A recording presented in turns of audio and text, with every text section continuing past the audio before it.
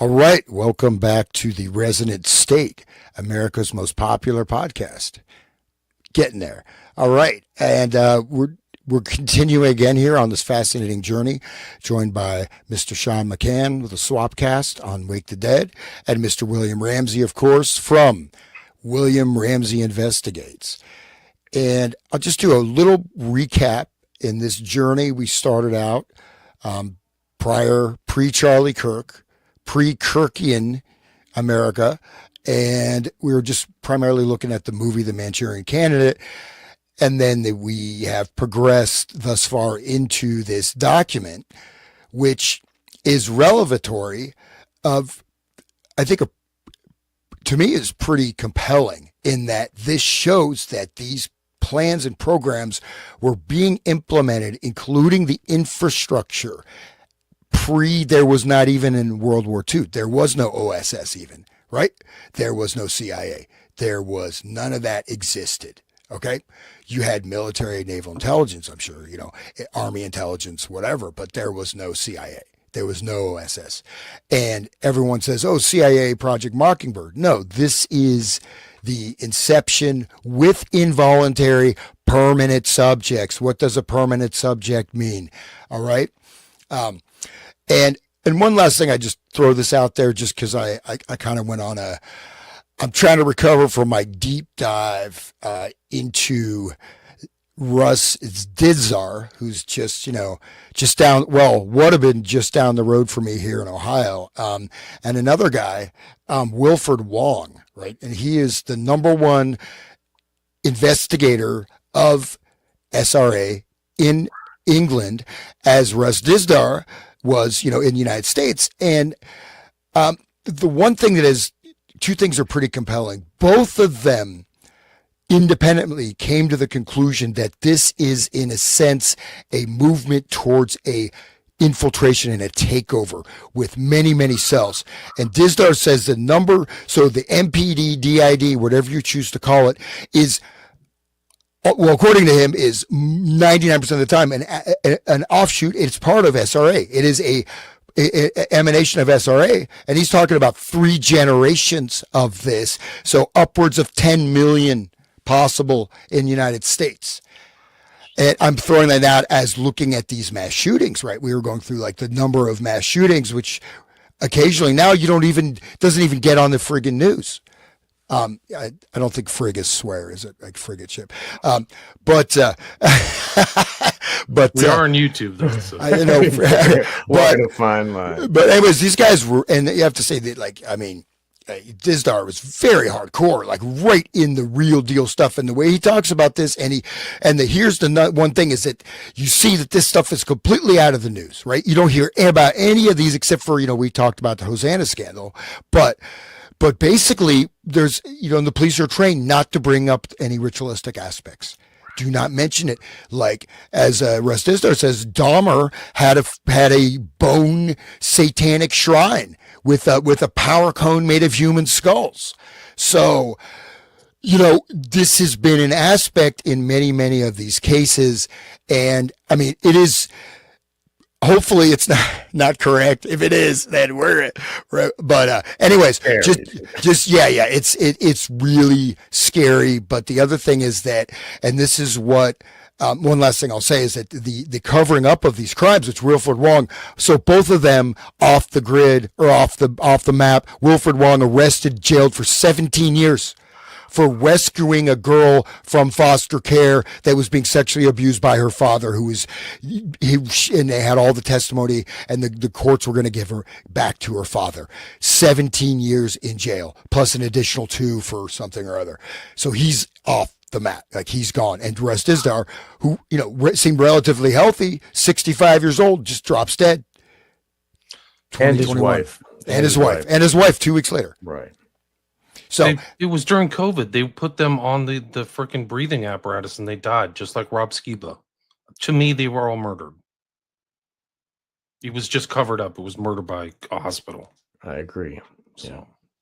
I mean, the people knew. Like the stats that were out there were like, if you go on the respirator, like 80% of the people don't come off. You're gone. So, and we talked about who works at the hospitals You know, who works in the local PTA? You know, like these people, the 10,000 sleeper cells or whatever that Russ Dizdar was talking about, are all infiltrated into all these pieces of society, parts of society where they are directing, they're doing their orders, you know. Anyway, please continue, Hans. Well, no, I mean, and that's one thing that that Wilfred Wong was talking about is he said he started this, he's done this for like 30 years, right? Kind of just like this. So he said, you know, there was a BBC documentary in the early 90s. There were squads, the social services were part of it. Now it's completely reversed. And even judges who are directly tied to occult circles and satanic circles are judging these cases, and the police infiltrated. You have the social services completely infiltrated, right? And one thing Dizdar talks about is these particular demonic summonings for invisibility, for darkness, for being hidden. And this is very, very common. Again, plus the level of infiltration, because they were doing something about this in the 90s and it was getting out there, right? At least to a certain extent. Now, you know what I mean? But why is that? And has it really gone down, or are we looking at it's just so interpenetrated that it's invisible? Very good question. Yeah. Yeah, well, why don't we know? Why is it satanic panic? Why did Gunderson, who was like around McMartin, where there's supposedly ritualistic sex abuse and animal sacrifices, say that Ken Lanning, in my opinion, other than Satanists Aleister Crowley, Anton LaVey, and Michael Aquino, Ken Lanning is probably the most effective and foremost speaker for the satanic movement in this country today or any time in the past. That's the naysayer from the FBI. It's a direct quote. I'm going to bring it up. Watch this. Look at this. This is from the Franklin's cover-up or whatever. And the finders disappeared. Like who swapped that, pushed that under the rug, you know? Like Friends of Animals. Things. Right. Yeah, right. Them too, right? The Scientologists down there, the best friends or whatever. But I mean, like these people are, it is penetrated all parts. Like where's the Jeffrey Epstein list? You know, like the highest part of government's like, oh yeah, that's fake news, guys. Don't look there. I mean, so really, like it's just more evidence the more we see all this crap. Like, we talked about Eberly, if you remember, Sean. You were reading that from the intro to Program to Kill about these guys, you know, and Lanning and these guys are covering it up. McMartin case, all these guys. There's no such thing as satanic ritual abuse. It's all been proven fake. It's not. It's totally lying. Meanwhile, in Utah, they got these real cases, and you know, which actually didn't. The Utah case got disappeared too. The prosecutor quit all of a sudden, and then they don't have a prosecutor for it, so they let the guy go. This what's his name? Starts with not Huerman, but I thought it was started with an H. But anyway, that guy was satanic ritual abuse perpetrator, you know. And oh, sorry, we don't have anybody to prosecute him. Just let him go. Like, what the hell, dude? That's not justice at all. And it's obviously like built that way. The whole system is built for that, you know, like. Yeah. Well, you know, and then, you know, you have all these different cartels, and you have Guatemalans, Hondurans. And what I learned from Dizdar is that there's all these other kind of cultic voodoo type of religions that are also very powerful, some of which are more powerful than voodoo, right? And these are, I forget, like Palo Gris or whatever, and some other, you know, other ones. So all these different groups and circles have their own demonic type of summoning ritual spell. And then you tie that in with the SRA and also installing these types of energies into some of these multiple segments. So anyways, I'll leave that there. But yeah, it's just, who knows, man? But unfortunately, I mean, I wish we were living in the land, you know, everything was great, and, you know, milk and honey was flowing from the sky, and, you know, inflation, like I'm seeing like inflation. It's like, dude, it's like pretty soon I'm going to start eating I'm going to become a cardboarditarian because this food is so damn expensive. Right, really. It's interesting because I just did a show with Rise to Liberty, and I mentioned one of these, you know, I've read so many West Memphis 3 files, satanic ritual abuse type stuff. Satanic occult crime, I guess is the way to put it. But there was one in the case files from it. The crime happened in May 1993. It was from January 93, where the guy diagnosed Eccles with amnesia and dissociative states. Like, this is incredible. And he doesn't remember when he started drinking blood. So he said he during that time he was 18. He said he started when he was 10 or 11. So that means like he had amnesia for some reason or other. Like, and then you watch him and you're like, why are you in public? Like, how can you get away with it? Like, how can you manipulate all these people without this kind of like self-reference? And then I see Eccles in a different light now that I know all this stuff. Exactly. That's like what Russ was saying. 90% of all MPD, DID is a result of this type of grok breaking the clown type of treatment, So, and what was Damien's dad all about? And what was that? What's going on there? And you know what I mean? Like the mom never worked. Like, there's just so many things about them. Like, and there was literally there was a murder that happened the same year in '93 where they were out like at a bonfire in the middle of the night. Like, what the heck's going on? Right. Like, why are you doing that? Like, it's crazy. Let me see if I can find this. I don't know. And if you read Crowley's, if you read your book to learn about it, William, but Crowley said the 8-year-old boy is the best sacrifice. You know what I mean? They got 3 of them right before Beltane on a full moon, and they submerge it in the water. They eviscerate one of their penises. They got them bound, and I mean, it's like as occult as it gets, and everybody's like, "Where's the occult? What are you talking about? They're wearing black shirts. They're like Metallica, right? Okay." Right, here's the individual progress. I mean, this is all kind of SRA overlap type stuff.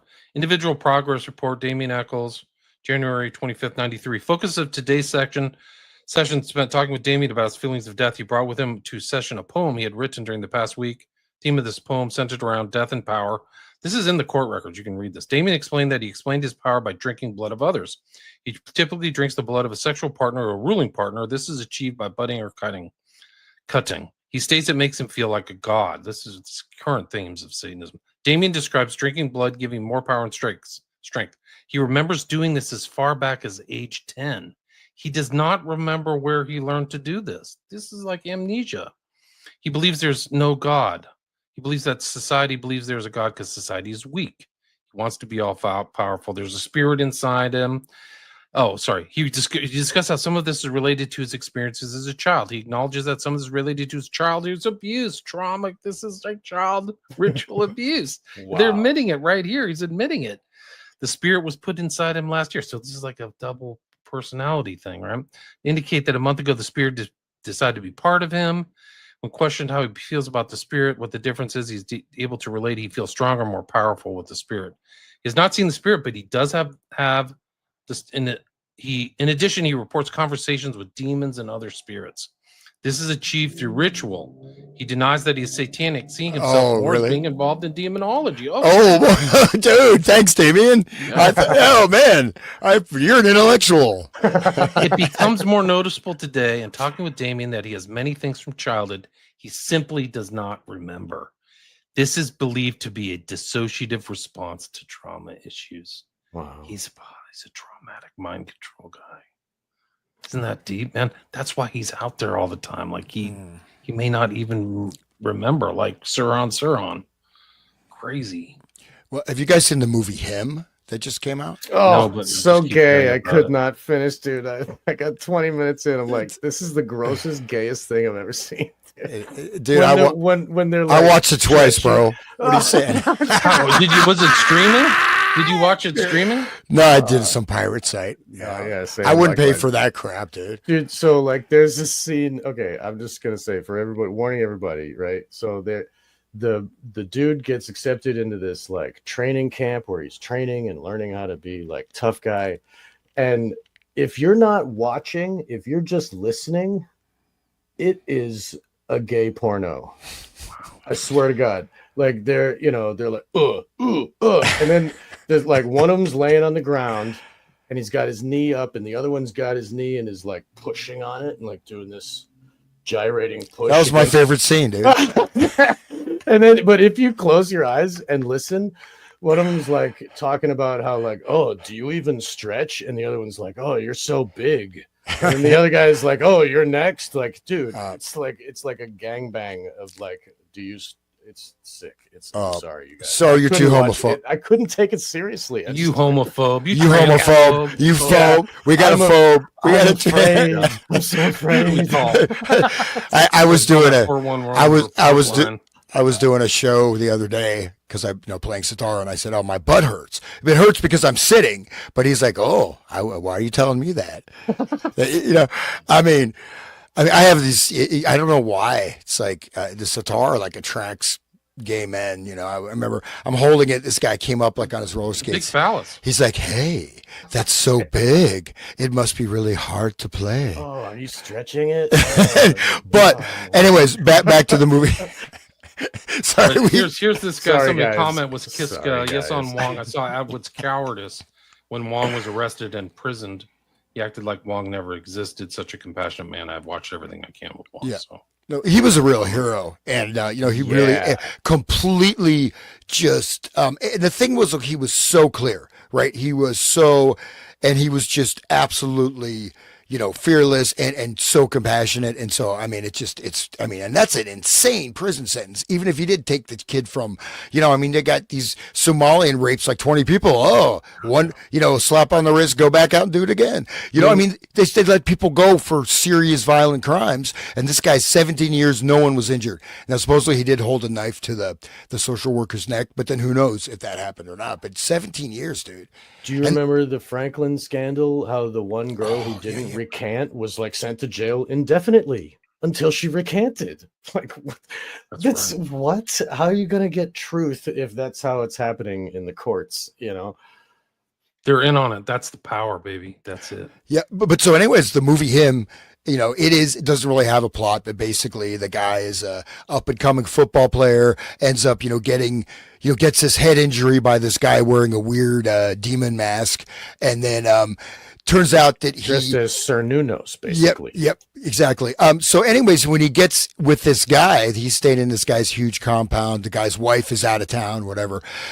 Turns out his secret is blood injections. He drinks blood. He gets the blood, and then the blood goes back. They call it the GOAT, the greatest of all time, the GOAT. So it's from the original GOAT, the first greatest football player of all time. It's his blood, and they all drink it, so he has to drink it, and he gets the power from the blood. Wow. So that is, and the movie itself, like, it doesn't really, to me, that's kind of a mind control, working, you know what I mean? The blood is the life. Like, dude, Right. that's pretty sick. But it makes it, and the goat with the whole Freemasonry thing and the circumambulating the goat, and like the royal family has a goat in the procession when they're like anointing the king. They got this goat dressed up. Like, what is going on? And they got the picture of the prince, and he's like holding the goat, and he's like holding the rear foot of the goat up. He's like, look at this foot. Why is Prince, whatever the hell is, the bald one that's not the one that's actually the son of Charles. Why is he holding up a foot of a goat? Why do they have the guy dressed as Sir Nunos? Like, why is it trauma? Why do they got to traumatize the guy? Like, there's a lot to it. I just couldn't take all the gay stuff. I was sitting there with my wife. We just couldn't get through it. But I knew they were trying to push some culture. I tried, guys. I tried. Is it in the theaters or is it streaming on Netflix? Where is It's it? probably streaming. I don't know. Okay. I pirated it myself too. It's kind of flopped, I guess, at the box office. It deserves to flop, dude. It's anyway. We know the other Peele movies, they make you think. Jordan Peele's, like, when he directs it, it's like something. Oh, you actually are like using your brain. With this, it was like zoom right in. Look at this thing. It's like a MTV music video. It's like that level of like cognitive, necessities for that. Yeah. Watching that movie. Well, just to ruin the movie. So Please ruin it. Yeah, but so the end of it, right? So finally he has to have this battle, and he has to kill the other guy, the other quarterback, right? His idol. He goes out to this open courtyard, and then there's this big pentagram, and then there's a book of blood he has to sign, and then all the team owners, whoever they are, and all the media people, they're all wearing different animal masks, right? Right there, of course. Yeah, and then There. but then what he does is he takes a sword and kills everybody. And then he just walks away. So, but then the question He's is, James T. Kirk. He fucking does. He goes against the rules. I'm sorry. well, no, but then the question is, the thing is, it's not, is he actually redeemed, or is he just now he's a killer, right? Because you know what I mean? Because he literally kills every single person there. That was the initiation. Now he's the greatest because he kills everything.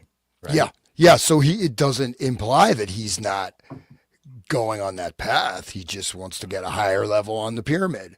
Right.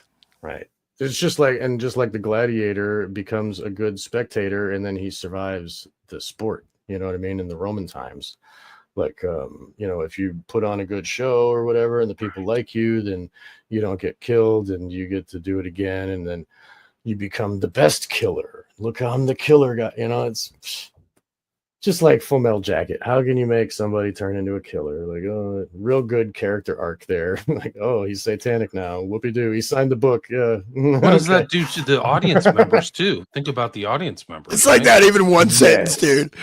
It's like, you just have like a log line describing a movie. That's like an incomplete sentence. It's like 3 words: drinks blood, kills him. It's just like, that's it. Signs evil book. Right. It's like there's. Yeah. All right. That's how many that's 80% of Hollywood right there. But anyway, that's the secret, guys. The secret to Hollywood. Make it revealed, gay, exposed. Have it be vampires in one sentence. Dude, the secret. Do you read The Secret? If you're not rich, Oprah says, because you don't think positively. Right. That's why she's a billionaire. Oh, that's why I have to eat cardboard. Oprah drank the blood, and she wrote in the book too, dude. Oprah part of that whole satanic panic, covering it up and shit. She had Aquino on there, and she's like, "Oh, tell me, what should the people think?" And then he goes, "Blah blah blah blah blah." She like, if you listen to my show, listen to Carrie O'Lai talk about what Fupa Winfrey is really about. Like, oh my God, she is. She's like a high priestess. High level priestess. Wow. Yeah. That would make a lot of sense. Yeah, dude. Makes perfect sense. We don't need to talk about that now. We're on YouTube. Well, nothing's happened yet. I haven't been kicked off, so we're still streaming on my free channel. So we're doing good, guys. We are masters of our own world. I am suing Oprah for using my foreskin in her face cream. So it was, or maybe, I believe it was her. So Ellen DeGenerate had it was the other one there. But anyway. Okay. So, it's not talking about foreskins here. We're getting some real serious business, right? Okay. So, back to, just quick recap. So, sorry, listeners. Yeah. So, anyways, back to the doc. Into it. This is like it's morphed into the common culture, right? So it's morphed into Satanism, into what you're watching on TV, into possibly some of these assassins. It's political assassinations. Weird things have happened, and it can be explained that some of the high strangeness of some of these characters can be explained at the genesis in the United States of this stuff. Esther Brooks talking to Hoover. Perfectly capped. Absolutely. And even like, if you see, and I think at some point they start referring also to inputs from media, et cetera, right? There's the implications of that there. I mean, we're talking about it. Look at cannibalism.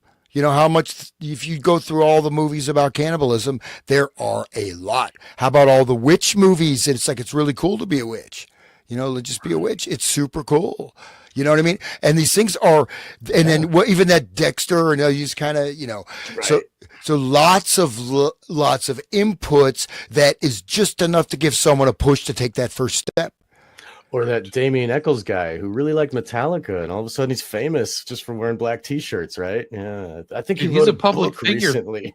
He's written books. He's featured on Stranger Things as kind of like a heroic figure. Of course, yeah. Right. The figure's based on Eccles, the guy who's in the season 4 or whatever. Oh, so the satanic payoff or whatever. But yeah. That figures. Wealth and fame, I guess. I mean, I think he has book. He did it all, man. He killed the people, killed the children, and I'm sure he signed the book. And that's why Henry Rollins is up there like, oh, almost like love, falling over in love with this guy that who supposedly just went to jail. Why are you so All of them. famous? Yeah. You went to jail for having a black t-shirt. Why does this guy love you so much? Why does Margaret Cho want to give you money? Why does Peter Jackson, like, what the hell? Like, Right. it's weird. It's a hard one because you think at first glance this is just a natural good feeling, like, oh, these guys really have a generous spirit for this poor little guy, and then you go, oh crap, I'm in Rosemary's Baby, and all these people are witches. All of them No- witches, bro. No doubt, It's like dude. the horror Yes. of Rosemary realizing, Yeah. Well, Right. no, it's like They Live kind of, suddenly, and then if you start, it's but just aside on Henry Rollins, right? So I remember I was out in California as a kid. I bought like Black Flag LP, playing it. My mom was like, I'm whatever grade I'm in, like fifth grade, And then Henry Rollins, of course, very violent, family man, killing the whole family. But great moment of Henry Rollins is he has this rant, one of the punk rants, but it's like totally woke. It's hilarious because he's like, hey, the hell do you mean? Like, it's so funny, dude. It's a woke punk rant, and it's really humorous if you ever find that. But it shows punk how rock is woke now. Like Patti Smith wants people to get the shot. Fucking, Jello Biafra tells people to get the shot. Like, it's wear a mask. Like, that's not punk rock, dude. wow. Yeah, No, so it is, like but it's if totally you're turned upside down. Like, you're a depopulationist and want people dead and murdered and miserable, do you want them to take the bioweapon? Like watching Trump just promote that guy Borla or whatever, just blow your mind. Like, whoa, right. that's it. The pig taint Borla. Okay, that's how he got his job. Was Bro, he has his studying doctorate pig in like taint. it's like Veterinary animal stuff, husbandry or something. Right. He studied how far away the genitals are from the asshole of a pig, and that's how he got promoted to the head of Pfizer. Okay. Anyway, sorry. You'll never take another shot again if you know some of this stuff. well these we things will are all be talking interrelated. about this. We will be talking about this not on YouTube probably in another couple weeks. Yeah. Our good friend, we're going to continue with our Black Pill Digest deep dive into that whole scenario. We missed it last year, but this year we're going to be having that conversation with both of you as well. So, have you guys studied the strange death around Henry Rollins? He's dead? He dead? I didn't even know. Yeah, I'll have to. That'll be another show. I'll find my old video. Oh, I studied all those guys when I was doing the West Memphis 3, right? Almost 15 years ago, like 2012. So, right. Yeah. And it's Henry bad. He was in Venice. He was with his roommate, and they supposedly got jumped by two black guys, and he luckily dodged the bullet, but the other guy got shot, and then they got away and never got busted. The people who supposedly did it. And then the father's like, I don't believe in her own story. I'll look it up. Like, it's crazy. Wow. Yeah. Yeah. It's bad. It's really bad. So he was involved in the murder of another person. I didn't say that. I said that there was somebody who was murdered. Oh, wow. And supposedly the black guys did it, right? Wow. Kind of like Amanda Knox, right? Or like the other one, like the or John Benet Ramsey, like the or that's what these white people do right away, man. Or the did it. Or the swastika in New York City that was painted. Right. They got the guy. MAGA country. He's got his long forelocks and the hat and fedora and spray painting the swastika. Oops. Remember when I made that video about Henry Rollins, man, people went just apoplectic. They were so pissed that I would even question the validity of Henry Rollins or whatever. I'm like, dude, he's supporting Eccles. Heroes are tough to break. Like, that's what, talk to Mark Devlin and he'll tell you, like, no heroes, no more. Like, if you look into any of them, they're all bad. Like, I was trying to hold on to Roger Waters for a while, and then he was like, Roger Waters said that Bill Gates is a hero. I was like, oh, there he goes. No more heroes. Like, but anyway, it happened right before Eccles in '93. Look up the murder of Joe Cole, Cole. And on Reddit, it says, Henry Rollins, is any of this true? Wow. Yeah, it's bad. So that's that makes sense. And if you we talked I spoke with Brett about these tapes. Pin Albert he's like a Hollywood guy who like grew up with all these Hollywood types, and he was talking about how Alec Baldwin helped like cover up Oh yeah, no, I remember that show. Alberto some else. Oh man. And Dude, there's the when you darkest hear stories in Hollywood. It's so dark. Everybody has to murder somebody to like. It's So like dark.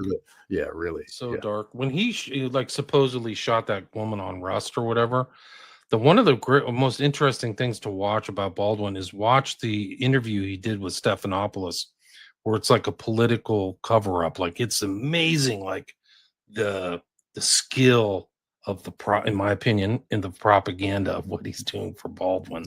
Like they made it go away, dude. Yeah, and then he tried to sue the people who were putting him on trial. He was like, "How dare you?" Yeah, Art of the Personal Story. Rick Rubin was with Henry Rollins at the apartment the day before, the same day his roommate got shot. Where Henry Rollins said it was kind of his fault for having a fancy car. Weird. Rubin is super processed church. I didn't know that. It would make sense, man. I mean, you know, Rick Rubin. I mean, who he promoted. Oh, right. You know what I mean? And super dark story. Just he's kind of a major tangent. But one thing is like, so I remember, you know, rap. There was sort of a nice, you know, some kind of creativity in rap. You can still kind of hear that, you know, back, God knows, 80s, right? Suddenly gangster rap, right? And basically this genre of music, no genre of music has lasted this long, even remotely this long in American history. Okay? Seriously, think about it. Like you have now 50 trap music to play in the cell house. Like they got, I mean, go ahead. No, but I'm saying like this rap and this particular style of rap, right? The gangster rap and this kind of real. It's branched out. I was saying it more. Oh yeah. But I mean, it's branched out, but still that style, right? I mean, you've got think about 50s rock, right? So when that was current, yeah, I mean, people still like to listen to Elvis or whatever, but as a living genre, that lasted what 4 or 5 years. Even psychedelic rock, this was current. Now people can retread, but it's not. You know what I mean? There's certain things, styles will come and go. Disco, even funk. I play funk, but then funk had its heyday at a certain period. But this particular thing has just subsumed almost all of music for like 30 years, man. With only de-evolution, like straight up de-evolution, man. And if you look at the state of it now, you got Lil Nas X. We were talking about that with the Cleapot stuff. I mean, how they've devolved it into, selling 666 shoes with human blood in it. Like, why you got to do that to be famous? Like, you know what I'm saying? It's really what the. Anyway, and then and P. Diddy gets away with it, like his whole rap scene, like that whole thing. Like, why does he get like that's fine. You let him go. It's fine. Just Epstein. Oh, he's dead. So got to be careful, or whatever Bill Gates said. Like, oh, he's dead. Got to be careful. Like. What is that trying to what the higher order is watching, and if you do it wrong you'll be dead too? Is that what Bill Gates is trying to say? Like, you better not ask those questions, right? The type of control that they have, like those of us that aren't Grok the clown, we have to be like they have to intimidate us, and they make examples and stuff. That's why Wong got 17 years to scare all of us into submission and like give all of us the learned helplessness that there is no justice, and we have to just let our children be fed to this evil. I mean, it's all learned helplessness. Same thing. It's trauma to the public of all of us when we see the injustice, and we hear of these stories. Look what they did to Julian Assange, trumped up charges, 2 so-called rape cases, which weren't rape. They're voluntary. I think they set him up with a honey trap And then the girls kind of come, oh, he didn't use a rubber or something, and then they misled the public saying he raped them. It's like, no, this is consensual stuff, man. They went home. He went back to their place. So like he went back to the woman's place. Like the guy was a minor celebrity, so he was like, right. And what did he the do? benefits of a man who likes women, whatever you want to call it. But like he was not Cis male. Ugh. Yeah, he wasn't married. So Right. like he's free to do what he chooses, right? And there's no shame they in just that. turn that, and it's all a bunch of rapists that are trying to do it to it. It's all mind children, control, you know, bro. like, All oh mind man, control. yeah, dude.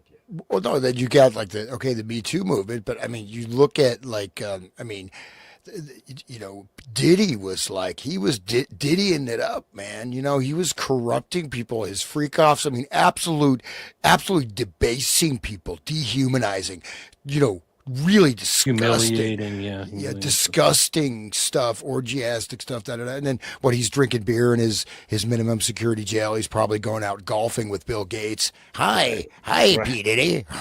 Let's go golf. You got some good. Let's do some crack. Good thing you're not dead like the other guy, huh? There's strange deaths. Didn't his ex-wife say that he got her or something like that? He poisoned her or something? Well, oh, right. His first wife, she died of this weird pneumonia that happens when you get aspirated baby oil in your lungs. Interesting. And baby oil is the implement of, you know, so like baby oil is, and also there was Brittany Murphy died the same way, and all these other celebrities, all of a sudden it's like, whoa, that's weird. What? And it's just, anyway, but he was like drugging the baby oil, right? I think he was drugging the alcohol, and he was giving alcohol to underage girls with the drugs in it, and he had those labeled as separate, so the dudes wouldn't like mix up the alcohol and get dosed themselves. But he would have these huge amounts of baby oil. I don't know if he dosed the baby oil, but he drowned people in it. Like they died because the large amounts of baby oil that went into their lungs. And how did that happen? Were they raped in the mouth? Like, I mean, this is really sick podcast, you guys. I'm sorry. Dude, these blackmailing, all these people, famous people were there doing all kinds of crazy stuff. They had also, the interesting thing about that is they had parties within parties. So like you get into the party, right? That would be a victory. But then if you were in the party, you could be brought into an even more secretive chamber within the party. Just like if you circumambulate the goat, then you might become a Shriner and get to ride in a little car, and then you might be a Joker and get to go to the parties with all the hookers. And we just showed Hoover with the Shriner cap last time. That was my thumbnail. Yes. Yeah, there's these South African group. It's the husband-wife duo. They have lots of kind of occult stuff or whatever, but their name is escaping me. But he's talking about how he was with, I think it was like P. Diddy and like 2 or 3 of the other top rap guys, you know, and you're hanging out. It's like, hey, would you like to have some sausage? We're going to oil it up. You know, and he starts making like, I'll have a bratwurst. And then he put a video on of some, like, basically it's how the gay porn video is like, I'm not into this. But this was word. You're talking about the N-word. Yeah. So again, that's the indoctrination, right? I mean, that's the, are you willing, either are you into this or are you willing to bend over for the stars? You're willing to have a rocket go in so your rocket can go up. That's the Ace of Swords right there on Crowley's Toth deck, right? The Ace of Swords going into the crown. Like, anyway, yeah, that's some Kundalini magic, and we've been like veering way off course, guys. I don't know. Yeah, we got 40 minutes. Let's really go back in like here. Sorry, guys. Who wants to read something? We have been on this document, George Hoban Estabrooks document, where he is like, it was FOIA'd in 2017. This is from 1936 to the 70s or 80s. I think it goes a long way. Yeah. This is the correspondence between Estabrooks and the FBI. And we've been diving deep in the last like 3 episodes. We're on page 54 today. William, you picked a few good pages, and we're going to leave the reins with you. Okay. Just the thing is, like, I don't want to reread all the correspondence, but basically there's a back and forth between Estabrooks and Hoover. They're trying to set something up at Syracuse. They left off where Hoover said we're going to send somebody up to Colgate, which I think is Hamilton, New York, and Esterbrook's counter offer saying, I'll send 3 subjects down and hang out in Washington, D.C. So they're trying to set stuff up. And there's this guy, Tam, who is part of like the special unit at the FBI. And he's going to be the kind of intermediary between Esterbrook's and Hoover. And we talked about the psychopathic hospital. It's mentioned here in some of these documents. But it's really like during the kind of Christmas era or the holiday era, kind of what we're in now, of 36. So they're trying to facilitate this stuff. There's back and forths. So Esterbrook's is going to show up in Washington during the Christmas, like 2 weeks during Christmas, and he's going to teach whoever needs to know how to operate these 3 subjects that are unwilling, permanent, mind-controlled subjects. Right. Two males and 1 female. The males were part of the CCC. Whole Civilian Conservation Corps, I think it is, right? Yeah. So that's what the president set up, right? Right. FDR set up. Yeah. Yes. Public works, basically, that, you're there, hard times, we're in a barrel, you know what I mean? Like, you're pretty poor. So that was for the people that are very desperate, actually. Right. The Dust Bowl and the Depression was like, this is right after that or during that. And it's really something else. Like, there's his own correspondence, like in his own words. This is him from Hamilton, New York. Dear Mr. Hoover, just talking about the Syracuse group. He's like talking, and this is his own handwriting. We have outlined a very careful technique with which to approach this whole matter, drugs included, and I think I may count an excellent cooperation. So we can count on excellent cooperation. Getting this underway with this Hildreth of the psychopathic strap, which they got rid of that terminology. But this document is just incredible. Dear Esterbrook's, like, these are direct things between the holiday visits, things like that. December 10th. I think my thing was 68 was kind of where it gets interesting. There's a back and forth. There's bad weather. Coffee can't, make it or something like that. I'm not certain if Thursday appointment. There's Western Union back in the day. That's how people sent stuff. They didn't have emails. They literally had to go to like Western Union. But the correspondence is actually kind of interesting. But Course in Hypnotism by Mr. Q-Tam. I looked him up. He was like the special laboratory guy. So he's going to receive instruction. And this is an interesting one. This is of interest to Hans. We've talked about him in other things, the cybernetic stuff and the Macy conferences. So this is page 68. Esterbrook's to Hoover. I had a very interesting interview with Mr. Coffey on the occasion of my last visit to Washington. So he'd already gone to Washington. He made 1 or 2 proposals, which seemed to me extremely interesting. I've asked Dr. Cutton's consent. That's a guy also from Colgate or whatever. To my cooperating along the lines which Mr. Coffey suggested. Dr. Cutton sees no possible objection. It appears that our examination period comes from January to February 2nd, so they're pushing it back to 37. Mr. Coffey suggested, among other things, that he and I pay a brief visit to Dr. Milton Erickson, Eloise State Hospital, Eloise, Michigan. Dr. Erickson is perhaps our best research man in this whole problem and would, where's that? Problem, and would, I know, be very pleased to cooperate. I've written Dr. Erickson to see if he will be at the hospital during this period. Should he be there, I might I suggest that we make our visit, say, the weekend of the 23rd and 24th of January. This would give us the opportunity of seeing Dr. Erickson and returning immediately to Hamilton, where I could spend the next week with the individual whom you might delegate to work here. That's Tam.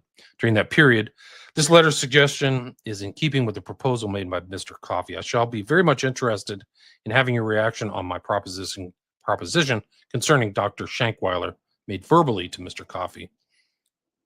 Dr. Cutton, that's the head of Colgate, I think, wishes me to extend you his very best wishes, G.H.S. Esterbrook's. And who is Milton Erickson? Yeah, and so Milton Erickson is really, really a seminal figure that cuts across the decades, right? So he was the primary Bandler and Grinder, right? Richard Bandler out there just doing cocaine with a bunch of the CIA guys. The CIA guys would all hang out with Bandler. They'd do tons of coke, hang out at a swimming pool, and he would teach them NLP. But the two primary influences and the potentially the progenitor, right, of the whole NLP movement was actually Bateson, but the main technical research person was Erickson. It was based mostly 80% off Ericksonian hypnosis techniques. And I have some of the original volumes of NLP, and they are, so you have these books like Frogs and the Princes and all these paperback things, and they're all mostly just dialogues, right? Or transcripts. This one is all scientific, these volumes, leather bound. They're all like flow charts of the brain processing written in like code, A plus B, all equations, particular equations that can be actually fed into machines too, but equations of how to, all these different things, induce trances, create these different states, create anchors, create triggers, all kinds of stuff, anything you can imagine, right? But the thing about Erickson, I want to emphasize is that he was the master of inducing various degrees of hypnotic trance, right? And including like, okay, so you don't know what you're doing, you don't know where you're going, or inducing a trance, you're actually hypnotized, but you think you're normally conscious and aware. You don't even know you're hypnotized. And that's a perfect lead into where we're going to get to. Yeah, but also and he would hypnotize, like, so if I was an Ericksonian hypnosis, I would, I mentioned I had that CD box set of CDs for my friend from the pickup artist, like, Mary had a little lamb whose fleece was white as snow, or like, hey, I really feel like it's, let's get naked. No, that's not good. Like something not like that, but embedding, hello, it's nice to see you and it's great to be here. And so let's go find a particular way that okay, this is not, obviously I don't know Ericksonian hypnosis, but basically in a lot of times he'll talk and you ever hear some people talk and it's kind of like, almost seems kind of like you can kind of follow what they're saying, but it's kind of not word salad, but kind of seems kind of disjointed or whatever. Bandler is a great example of that. People even give speeches like, Bateson, you listen to Bateson's public speeches. They're like this, right? They don't get to the point. You know what I mean? But this is how they embed the Ericksonian hypnosis command lines and various triggers and things like that. So it is a subtle technique, but then you can use also physical touching, et cetera. But yeah, Erickson, very, very, very, very important. So that's my little founded the American Society for Clinical Hypnosis in 1957 and served as his first president. So he's at this for decades, guys. This is him in 37. This is a freaking expert. And I mean, it shows the confluence coming together of Estabrooks, Hoover, and Erickson. What's interesting though is those things like, so when in the 80s or whatever in NLP and go to that, because I was into that literature a long time ago, way before it got people say, oh, you're using NLP, like a lot of people don't really even understand what the principles are, how it works, etc. But he is kind of like this old scholarly grandpa guy, sitting on his easy chair, just this old guy just happens to be good at hypnosis, and all this other history is obscured, right? Especially this early history. I mean, so really just look at him as, some kind of 70s, guru, or, guy or whatever. Right. But, but they form themselves to the public that way, right, Hans? I mean, don't you think? Absolutely. And then you just kind of, if it's not in the media, unless someone's going to do scholarly research, they're not going to know. It's as good as invisible. So this is without breaking the legs of Grok. Neurolinguistic programming is like subtle, and it puts you in the trance because of the cadence of the words being spoken, and you lose and you get put into an alpha state, basically like a TV set, kind of. Is that what you're... There's many different techniques. So there's a whole variety of things, and it can be much more powerful, and it could be a complete, also to the level of almost total domination and mind control as well. But primarily you're dealing with the formations of consciousness, internal, external, different modalities, and they actually have something which is quite interesting, is the eye movement stuff, right? Which Right. was EDM something. no. So this is the access, right? So if you look up and to the left, you're accessing imaginary kinesthetic. You look down to the right, you're It's doing like a memory that you actually remember or something, right? or you're either accessing a memory or accessing something externally, but you can actually Right. track. And they had these cue patterns of basically, Right. so the eye movement related to what part of your brain you're accessing or what you're experiencing. So there's a whole code with that. Supposedly this was discredited, but that's one of those things where I wonder if it actually works, right? And you can even notice it. And sometimes, certain things you can do, like if you need to do a particular type of task, you can like look in a certain direction to access a part of your brain. But you can code someone, and you can get a reading of what their subjective consciousness is doing, and this allows you to come around the back door. And also to implant things. This is called anchoring, right? You put an anchor in. Right. So Put the American flag right there when you start crying at the movie, right? Yeah. Well, a lot of times anchors kidding. anchors will create a state, right? So there's a particular stimulus, then you've anchored that state in, right, with the trigger. So you can create an emotional state, you can create a psychic state, you can create a Right. mental processing And state. it anchors it to a symbol or a thought, right? Symbol, word, combination. Right. It could even just be like that teacup, right? We talked Yes, about. yeah, the thing with the spoon with the Yep, right, the that's monkey paw, right, that's a classic example of that. right. He So you attended don't have- earlier conferences such as the 1942 Hosea Macy Jr. Foundation event on brain research and the 1960 Hypnosis Symposium. So he's all involved in this. His research induced amnesia, false memories, and antisocial behavior. So he knew all these techniques. We're going to find that here if we get through this document. I wanted to say, Kelly, thank you. Kelly just boosted my confidence. Oh, She said Hans just hypnotized me. But no, I mean, but notice, and even public speakers, right? And you can find this, especially in, if there's something kind of a little bit, not say off, but they're talking, and it either seems like sometimes, you could also do it by it seems like you're just either kind of rambling or else jumping around subjects or just something. And a lot of times that's where things like that will be embedded in there. A great example of this is Terrence McKenna, right? He talks like that. So Terrence McKenna, he goes on and on forever. Yeah, right. Yeah. So, yeah. Anybody want to read this? This is page 70, memorandum for the director. So this is going straight to Hoover, involving Sure. Esther Brooks and Erickson. I'll take that. Okay, cool. Memorandum for the director. The Executives Conference on January 7th, 1937.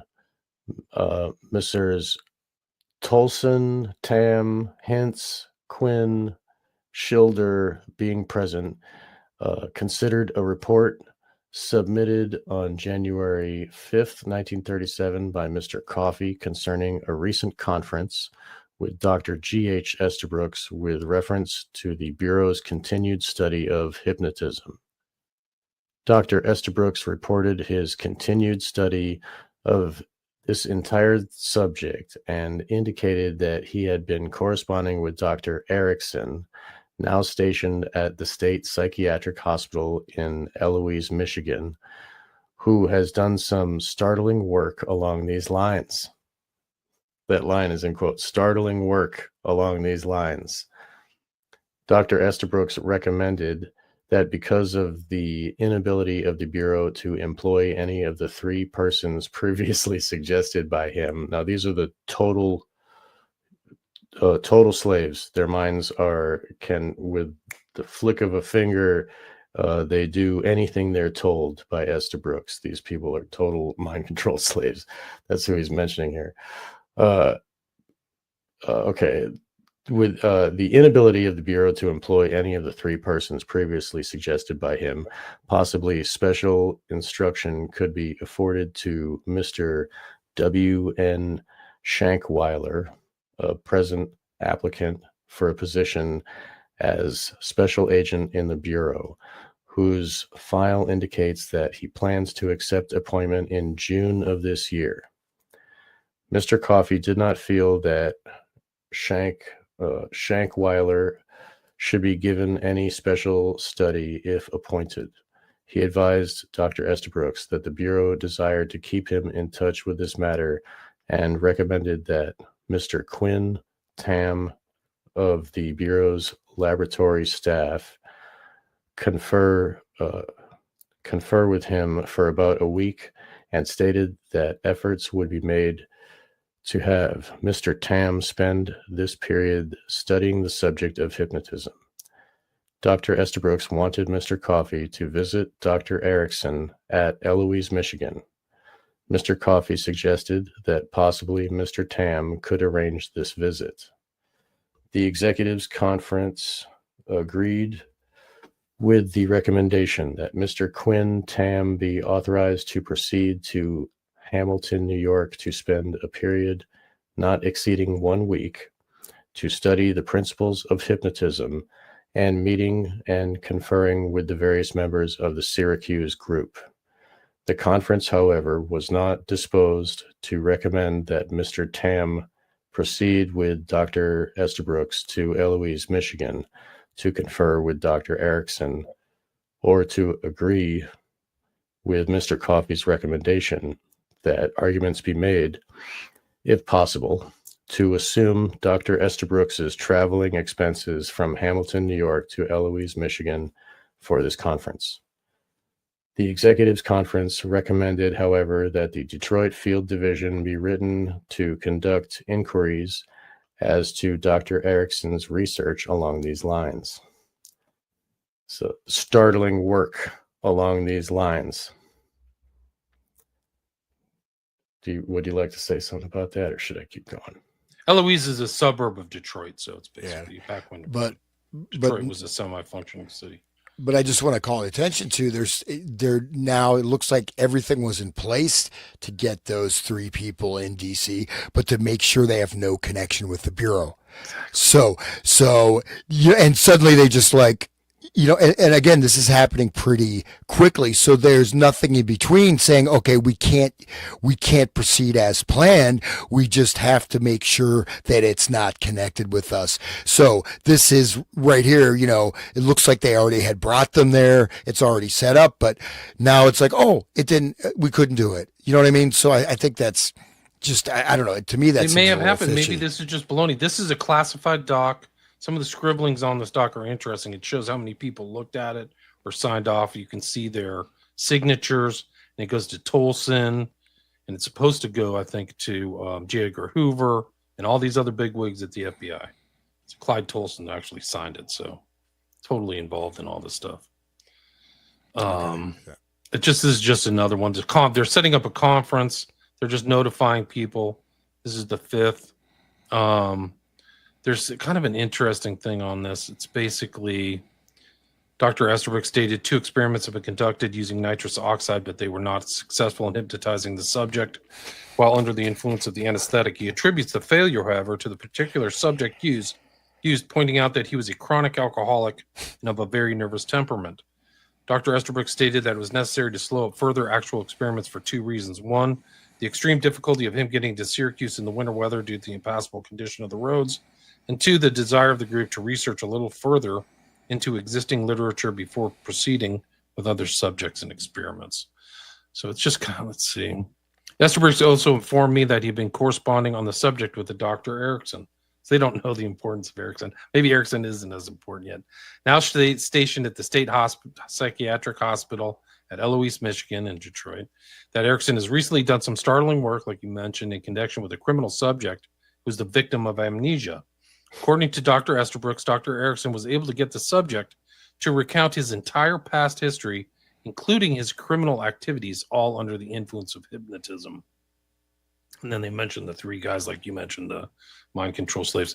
Dr. Estabrooks stated that in light of the inability of the Bureau to employ any of the 3 persons whom he previously named to be used as experimental subjects here in Washington, he had an alternate suggestion to make, namely that he would give some special instruction to Shankweiler, who is now a professor of classical literature at Colgate, and who has an application for appointment as a special agent before the Bureau.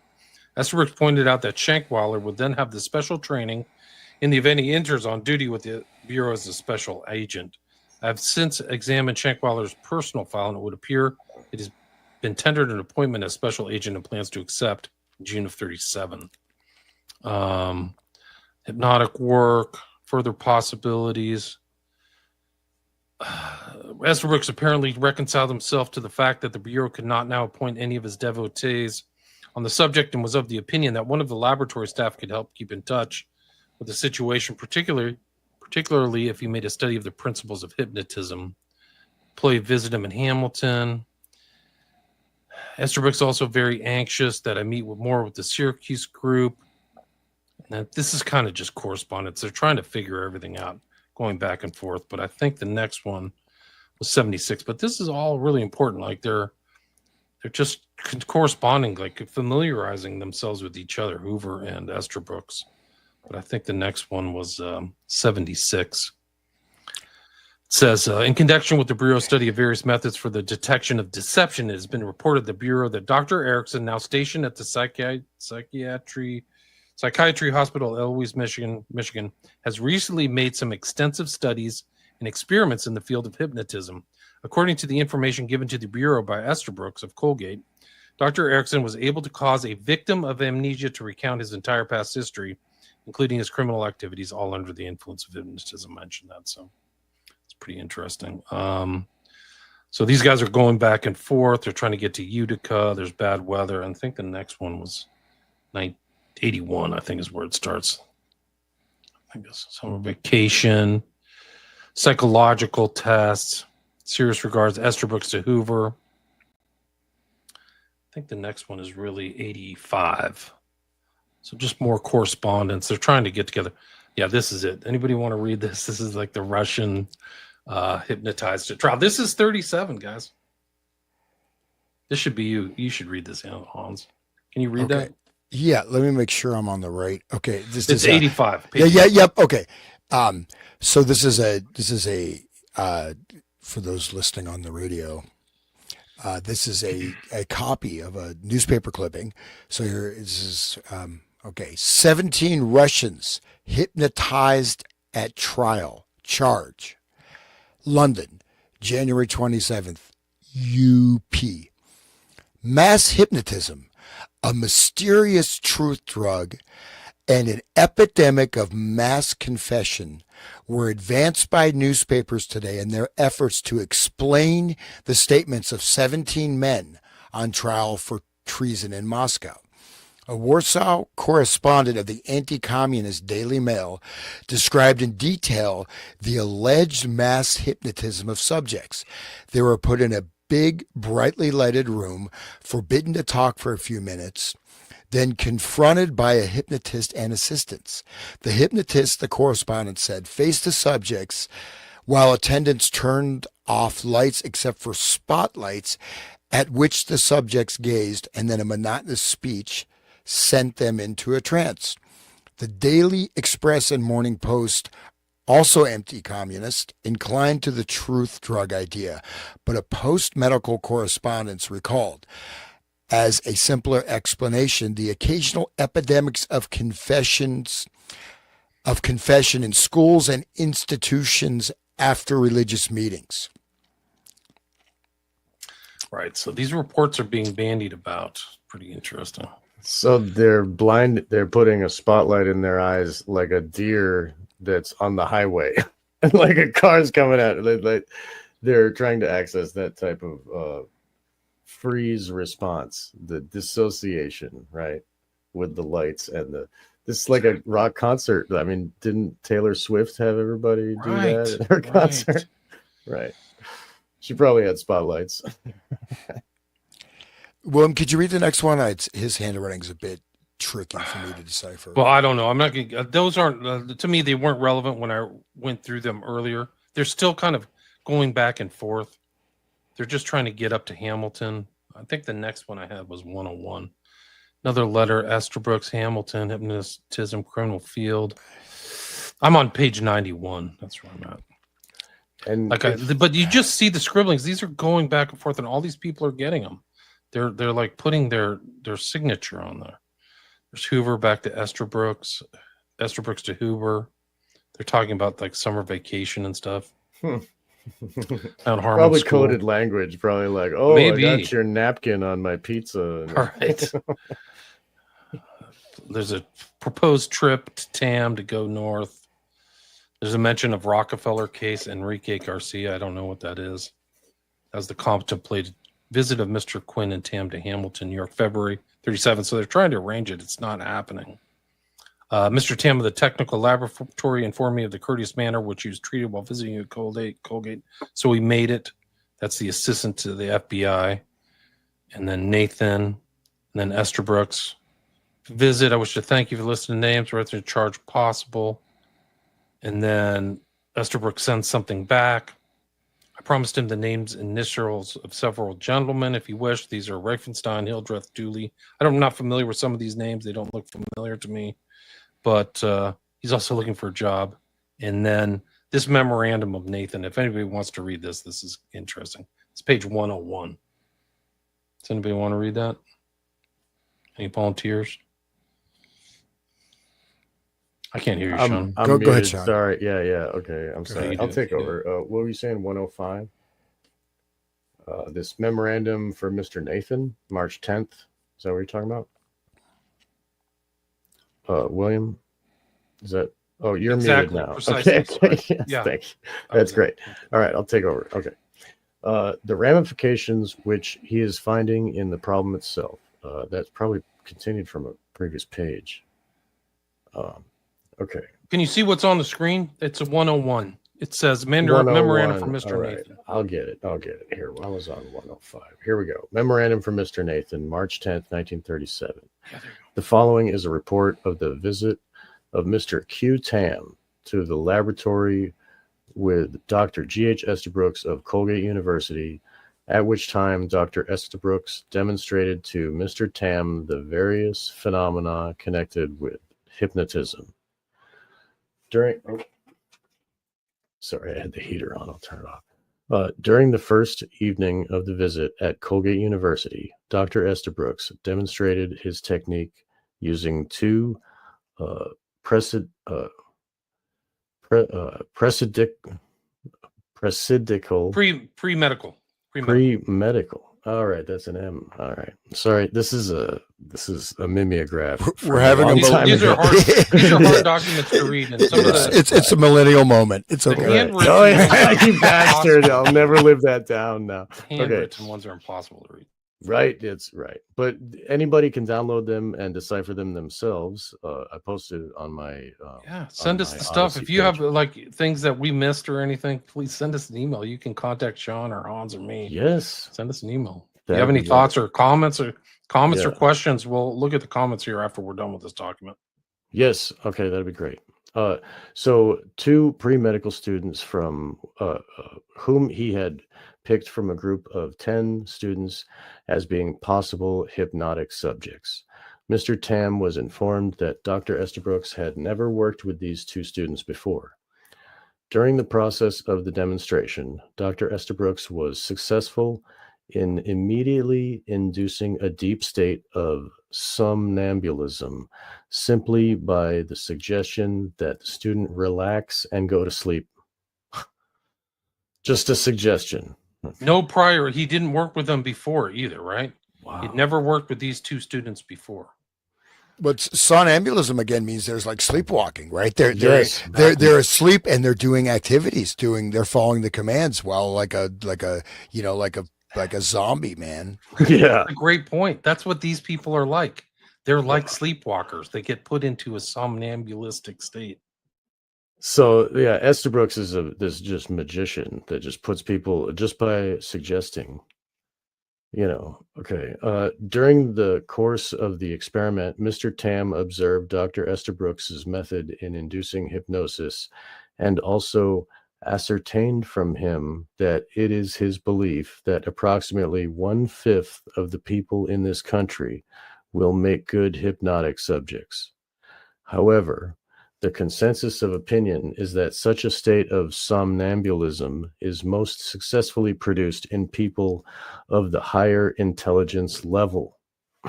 This is the same with all the SRA stuff. That The children have to be creative and intelligent.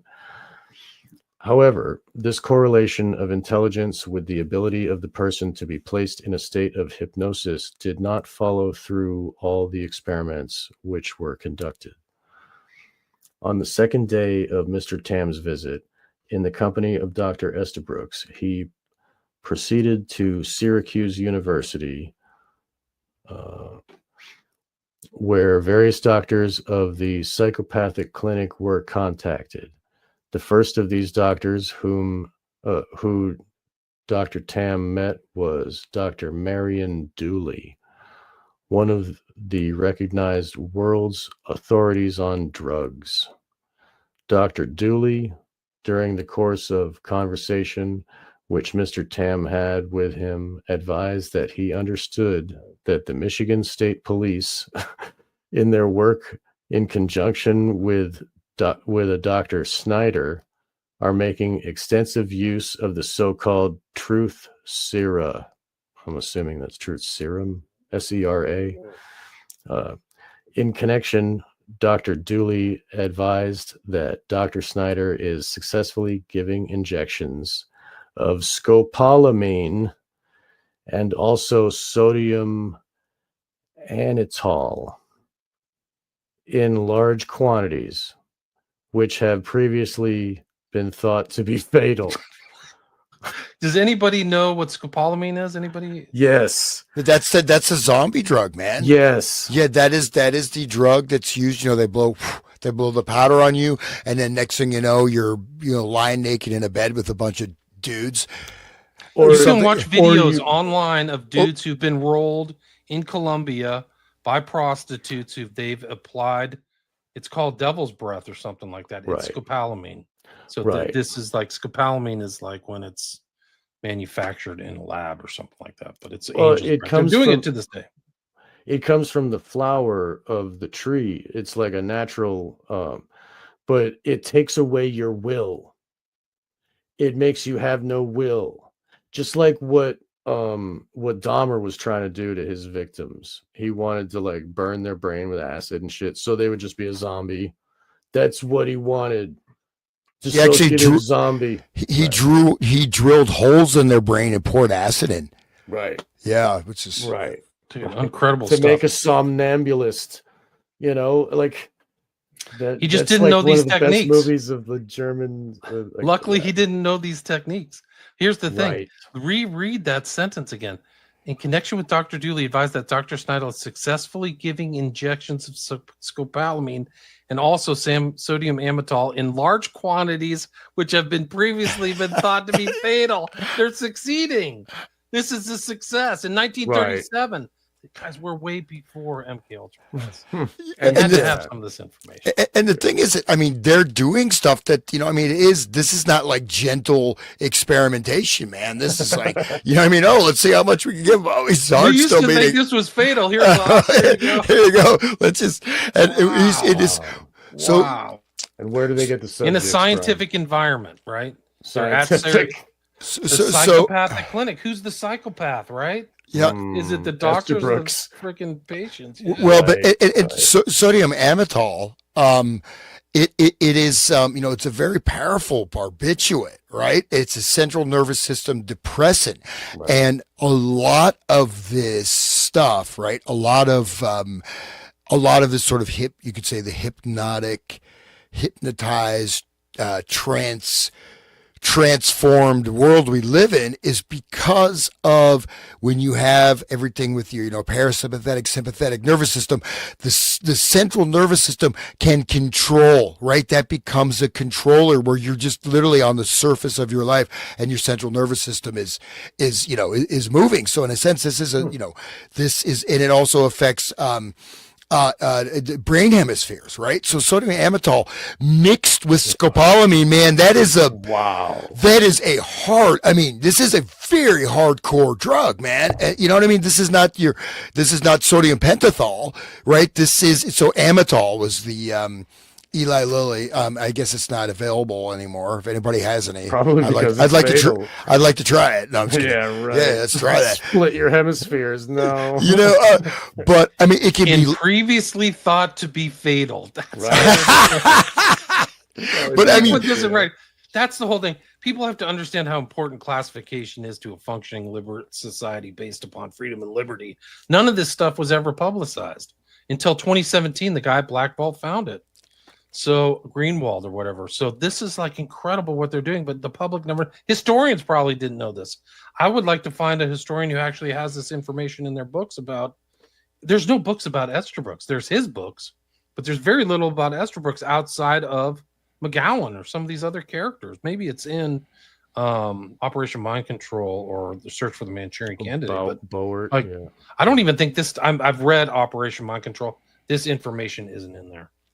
Yeah, no, this, yeah, but also, Sarah, right? Que sera, right? So truth sera, you know what I mean? They may be making a reference to that que sera, you know what I mean? Like whatever will be, or, like basically, in that way, like, it's like we get to, I mean, this is a bit of a leap, but like, que sera, well, we just injected him with like this, 20 different drugs that are like, even in small doses, are incredibly powerful. Oh, he's still alive. Que sera, truth sera. So I think, there may be a little, because of course they know how to spell serum.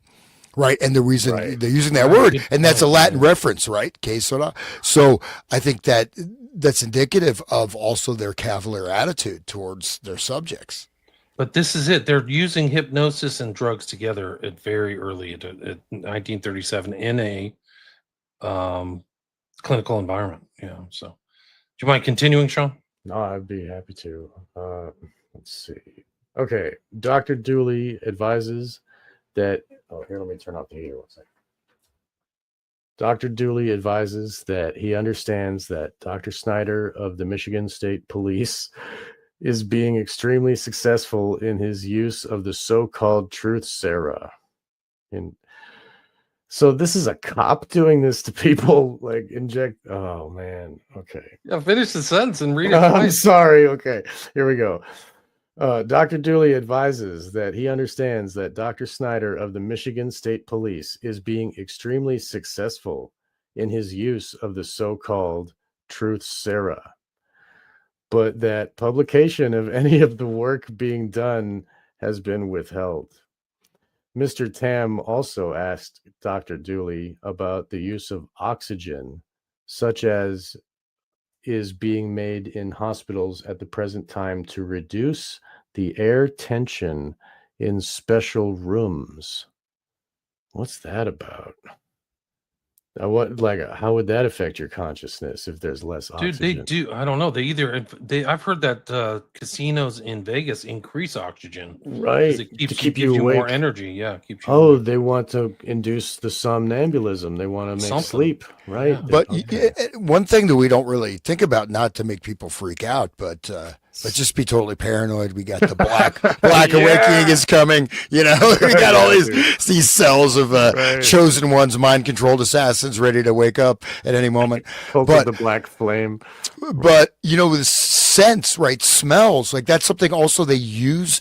I mean, because also inhaled drugs, right? But very small particle content in atmospheres, in schools, in shopping places. Like sometimes you notice like kind of and Fitch, like weird smells, but you also have the memory that's like an NLP thing, right? Triggering, but also who knows, like some of these drugs or things like that just being put, into the air conditioning or whatever.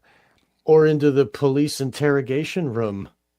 What? The police are doing this? Like, I don't like this, I'm saying anyway. Dude, they're thinking about it. That's what's crazy. Right. So, okay. I'm just glad Damien Eccles isn't a Satanist. I feel. Right. He just likes the moon. It's satanic panic, guys. It's satanic panic. Stop panicking. Stop panicking. I'm a demonologist. Theorist. Yeah, I'm just a conspiracy theorist, I stop guess. Engaging in satanic panic, conspiracy theorist. Are you crazy? I better go to work and believe the TV. Yeah. How could you doubt the FBI story in anything? Right. Tyler Right. Robinson killed Charlie Kirk with a 30-06. And the bullet disappeared. It exploded his no. heart, but it's not there. We can't Exploded his find heart. it. It stopped at his spine. Right. And then it bounced his heart and went back up. And it's like a magic bullet. It's like incredible. Magic bullet. They're trying to pull that. You guys are asking way too many questions. Again. Yeah. Go huff some oxygen and some scopolamine and shut up. That might be fun, actually. Here we go. Okay, moving on. So in this connection, Dr. Dooley, reduce the air tension in special rooms, right? In this connection, Dr. Dooley advised that the use of oxygen in this form produces a mild state of intoxication and is used in a great number of dementia praecox is what it's called. I think that's what they called it. Cases. Okay, so that's like a Latin term for a judicial thing. Alzheimer's, basically Alzheimer's. Oh, I see. My grandmother had that. Yeah. So okay. It produces a mild state of intoxication and is used in a great number of dementia praecox cases to reduce the resistance of the person to being so to reduce the resistance of the person so being treated. People that with dementia can fight the doctors. It's really sad sometimes to see what happens. In being Dr. Dooley's opinion that the use of oxygen in this form places the patient in such a position that their resistance is at a low ebb. That's convenient for the controllers. Okay. After the conference, as set out above, Mr. Tam had a conference with Dr. E.C. Reifenstein, Jr. and a Dr. Hildreth. Dr. Reifenstein is the intern in the hospital conducted by the Psychopathic Clinic of Syracuse University, and has had a good deal of experience in hypnosis, having taken training under Professor Wells, formerly of Syracuse University, and recognized at one time as one of the world's foremost authorities on hypnosis.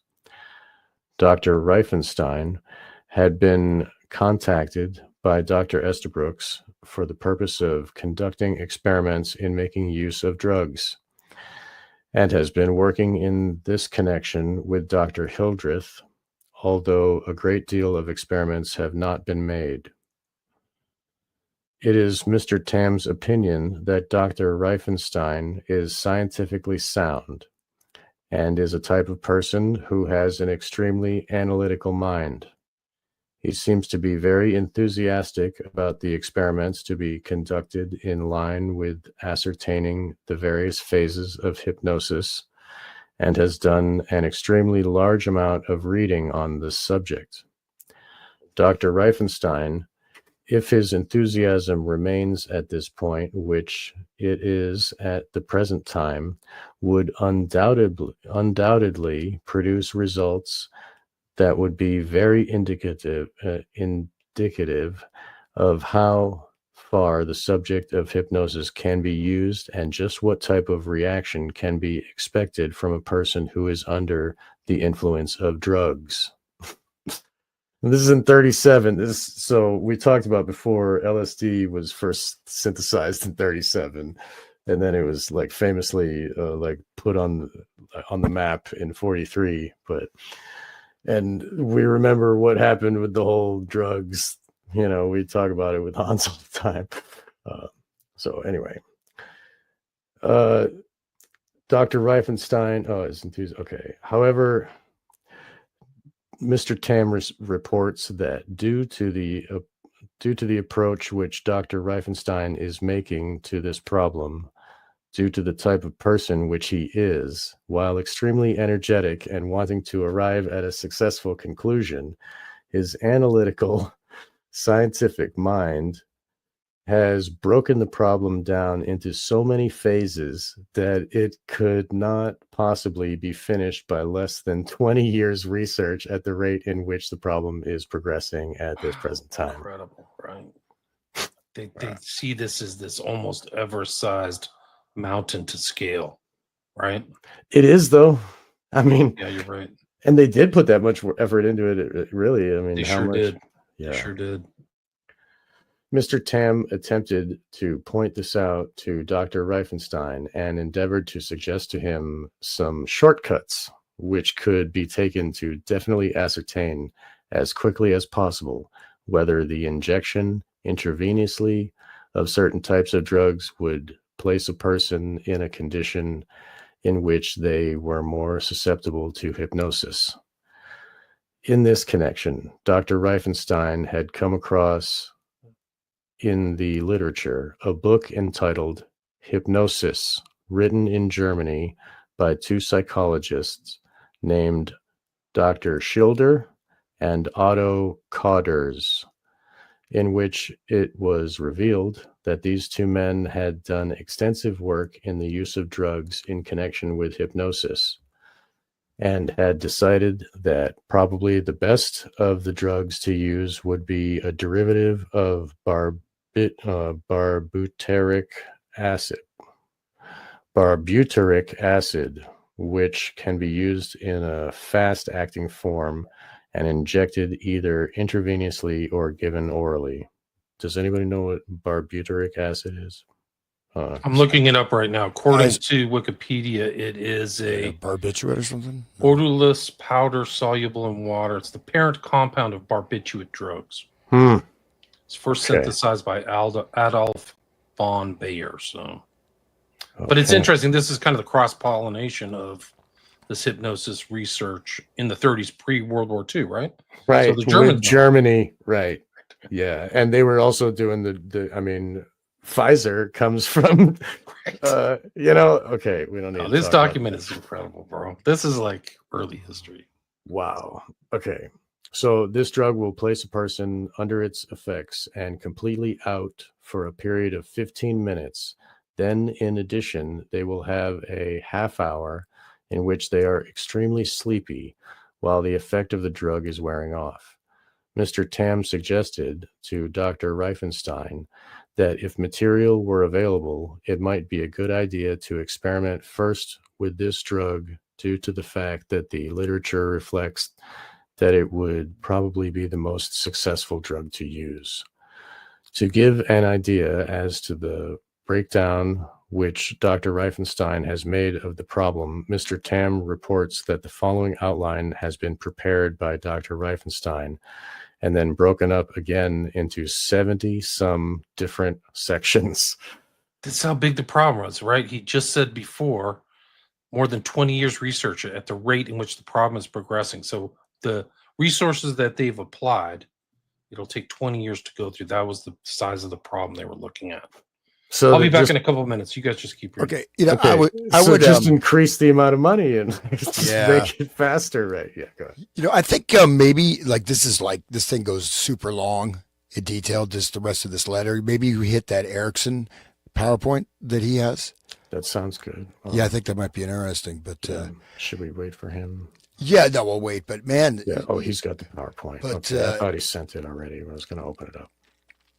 But I do have to tell you, man, that I mean, the Russ Dizdar guy's just he was hardcore, man. I'm so glad you're listening to him. Like, holy shit, dude, it's so important. I'll tell you the truth. Like, I'd come across that some years ago, and it was too far. I was like, dude, this is like, it's hard to get. It's hard, and he's so like religiously Christian. Yeah. It's like hard sometimes for my brain to absorb because of my own problems with it, but I mean, I have the same, my heart is in my will is aligned with his, even though he speaks in a different language. He is very scientific and he's getting evidence of what's happening and speaking his ideas. It's very interesting. Well, everybody should hear it. But he knows. I mean, he's very advanced spiritually in terms of knowing all all the realms, all the different types of energies, all the all these different things. So he very much is right there in where this is not. It's not. what do you call it, a dog and pony show, right? I mean, he is there Real with the trench. actual energies, and he's in that level of where he's operating within these actual, spaces, right? Exactly. The non-physical stuff, and he gets that, says the spirit of God, the spirit of Christ, and all this stuff. But but then he's talking about all the millions, also the non-physical entities that are there, right? And then the ones, and then this is maybe a tangent. If we tie this into our kilowatt stuff, oh my God.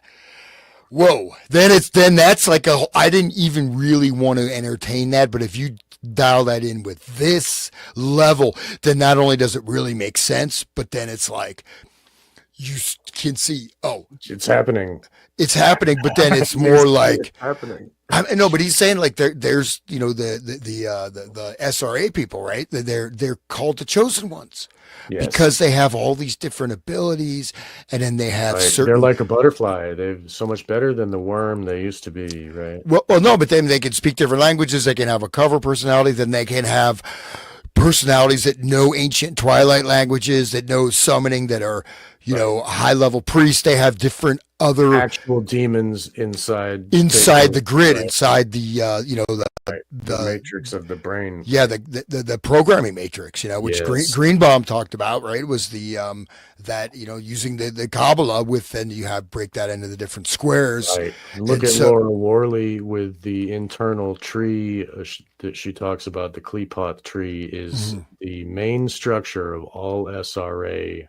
Like the Kabbalah tree, she calls it. But I mean, you and I know the Klepoth tree is connected, the same, it's the reflection of the same tree, But anyway, she talks about Laura Worley. She just wrote a new book. I want to get her on the show again. She's been on my show, and she talks about how the tree is part of the internal grid. That is the structure that the rest of it is all hung upon, like the Alice in Wonderland stuff is just taken and then placed on top of this other older internal structure, which is the main, so that it can be accessed by the specific people that need to access it, because that one's programmed with aliens. Oh, that one's programmed with Alice in Wonderland. Oh, that one, but they all have this internal core programming of the tree. It's really sick. Yeah. Hey, William, my suggestion was, because this is a pretty extensive, the rest of this document, would you be interested in hitting that Erickson PowerPoint you found? Because I think that seemed really fascinating. So, did you guys get to just where it started, general outline of problems of hypnosis? Yeah. Okay, so then we can just pick that up last time. Let's go to Erickson stuff. Come on, computer, how do you do it? Okay. Want to share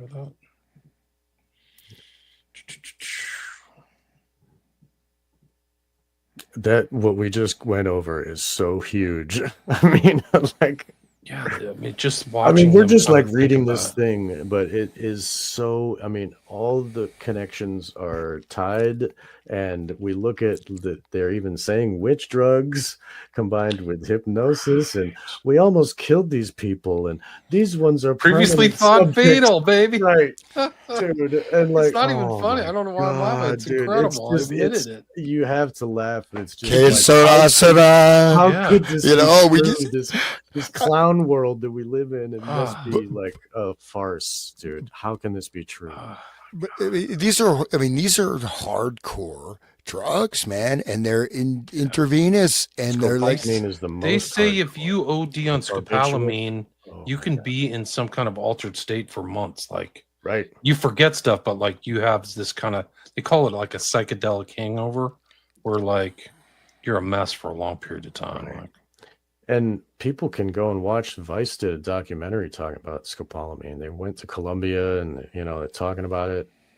And they like he was saying, the hookers will blow the stuff in your. They have dust, and they blow it in your face, and it gets on your skin, on your eyeballs, gets in your nose, and it just affects you completely. And you have no will. And the hooker says, "Bring me to your house and give me all your possessions. Bring me to the ATM and take out all your money and give it to me." And they're on video doing this, and it's unbelievable. Right. And if the government had this power in 1937, I mean, And they're doing it and testing, and this is just stuff that is in their correspondence. We don't know like where the other documents are, where the guy in the white coat is just writing down, okay, we got Bob to go to his bank in 1937 and get money and come back. He doesn't remember it. Like And he we're, gave us or whatever, shot somebody or whatever, criminal act. Oh, that makes this whole thing about like you can't make somebody to do something outside of their will. What if they don't even remember? How do they have a will? It's just like you said, Sean. Exactly. They don't even have to be a broken grok clown, traumatized, broken.